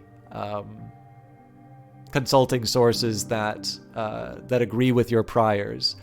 I mean, it's really not all that different from what Rabin experienced in his hometown, right? He goes in to try and explain himself. Ilya goes in to defend them. And effectively, they're saying is like, because you do not agree with us, you're rejected from this community. Now, admittedly, in the case of Rabin, it's sort of the perpetrator of the terrible act, but his brother was not necessarily responsible. His brother was only guilty of trying to defend his brother, and ultimately both were expelled from that group and left because there was absolutely no room for an opposing point of view. And I mean, as far as importance of a story, yeah, it's definitely something that is very timely. It's one that's important, and frankly, it's not just one that people who like. It's if you think that this is the sort of stuff that only somebody who sits down and reads Breitbart or like InfoWars or something like that needs to hear. It's like, it is a tremendously. It is so very easy to look at other people, like the stuff that other people are watching is saying is like, well, obviously I wouldn't be taken in from that, and then just go and read like a Vox piece and consider, like, I mean, Vox definitely has a very good presentation style for it, but that is not necessarily helping. And it brings me back to that earlier point in terms of Orwell. Like, I do think that it is ultimately coming back to those issues that that come up in 1984 and politics in the English language. So in that sense, it's why I feel a little bit bad that I can't give this like wholehearted endorsement and saying, Ignorance is Strength was a brilliant game. I loved it as much as Orwell. I liked Orwell a lot. Orwell, I really don't have any complaints about it. It's one I would easily recommend to anybody, unless they just don't like sort of more texty style games.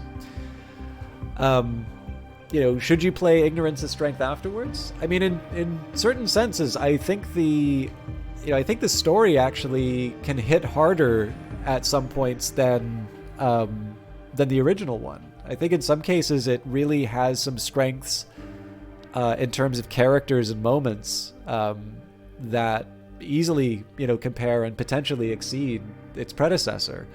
But unfortunately, the wrapping that it's in, the game experience, had a couple of moments that really kept me from being able to just take the good. There were definitely a few things that sort of blocked me from that. And I'm very much, I guess the best I could put it to you this way, I'm very much wondering how much of what I experienced was a direct result of, a set of decisions and, the different options.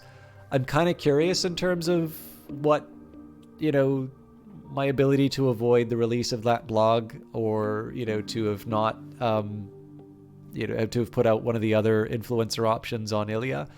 I'm kind of curious what those alternatives would have been. But unfortunately, it's kind of hard for me to imagine me really wanting to go through and play the whole game over again to satisfy that curiosity. I might at some other point in the future, especially now that I sort of know better, especially in some of the frictions that I have. But it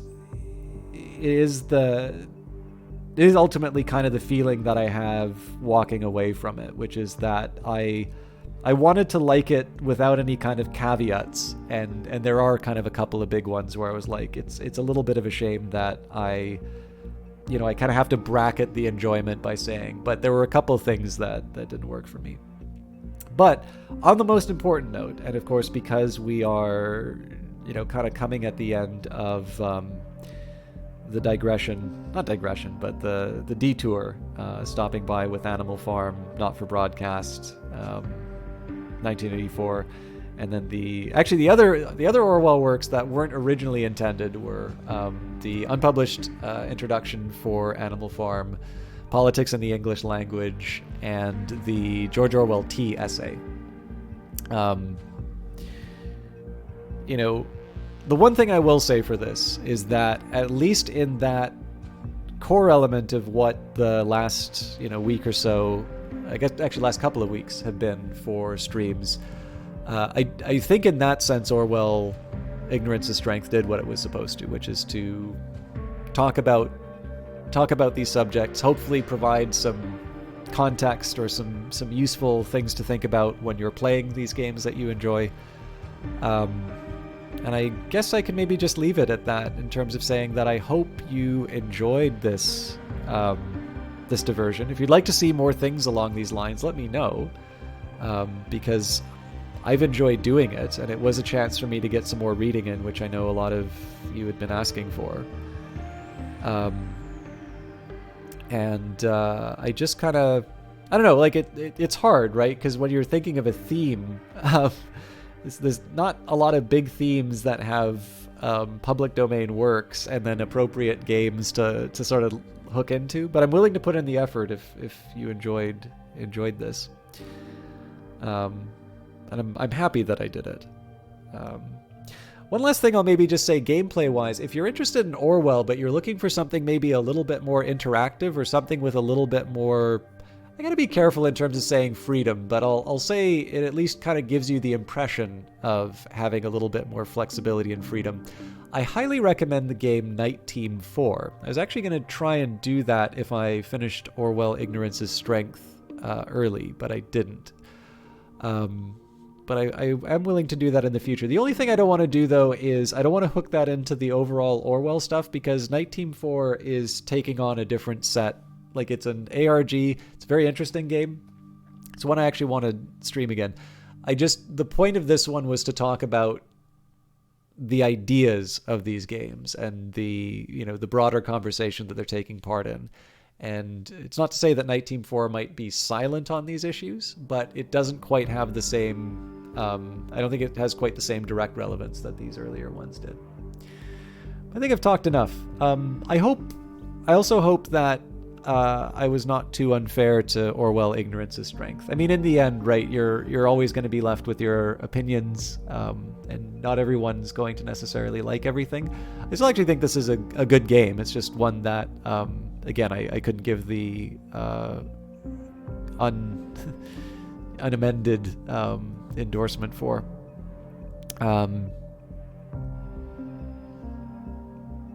But yeah, I hope, especially because I know there's a few of you who are very fond of Orwell. At the very least, I hope you feel that I kind of gave the game a fair shake, because I know it sucks. I'll actually tell you, I've had the personal experience of having a streamer I really liked, who I thought they were in a grouchy mood when they played a game that I really, really, really enjoyed. I was very excited to see them play, and they just crapped on it, and they stopped playing. And I felt actually very bad about that. And I shouldn't have, right? Because well, I mean, maybe they were a bit intemperate in their remarks on the games, but like, they're allowed their tastes. Just because I like it doesn't necessarily mean that they necessarily have to. But I'm kind of aware of that dynamic. So I know a few of you were looking forward to seeing me do Orwell, and so because I did spend some time talking about stuff that didn't work for me on Ignorance is Strength, I hope I was not unduly harsh. I'll put it to you this way. I would very much like to see more games like this and taking on these kinds of ideas. I would like to see more of them, not less of them. But I also hope that any future games like this will be ones that make me feel like the first one, not the second. I gotta find somebody to host. Sorry to tab out and lose the music, but I'm talking too much. And I need to stop. Overall plans for the upcoming week. Hey, no problem, Carlo. I hope you had a good time. Thank you, and thank you all for hanging out. Just because, Oh, Johnny's still streaming. Well, let me see if he's still streaming. I hope he's still streaming. Actually, no. I know he's gonna be.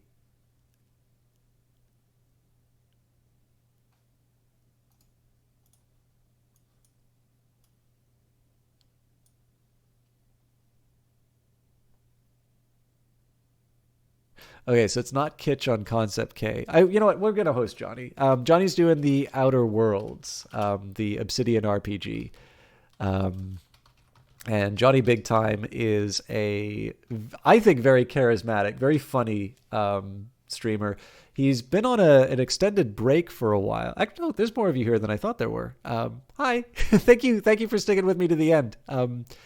Feel free to leave comments of that. I don't think there was any copyrighted music like in the previous game, so I need to figure out what's going on with. There's going to probably be a delay with the Orwell streams coming up, just because I know there was a copyright warning I got on those, so I got to figure out how it's going.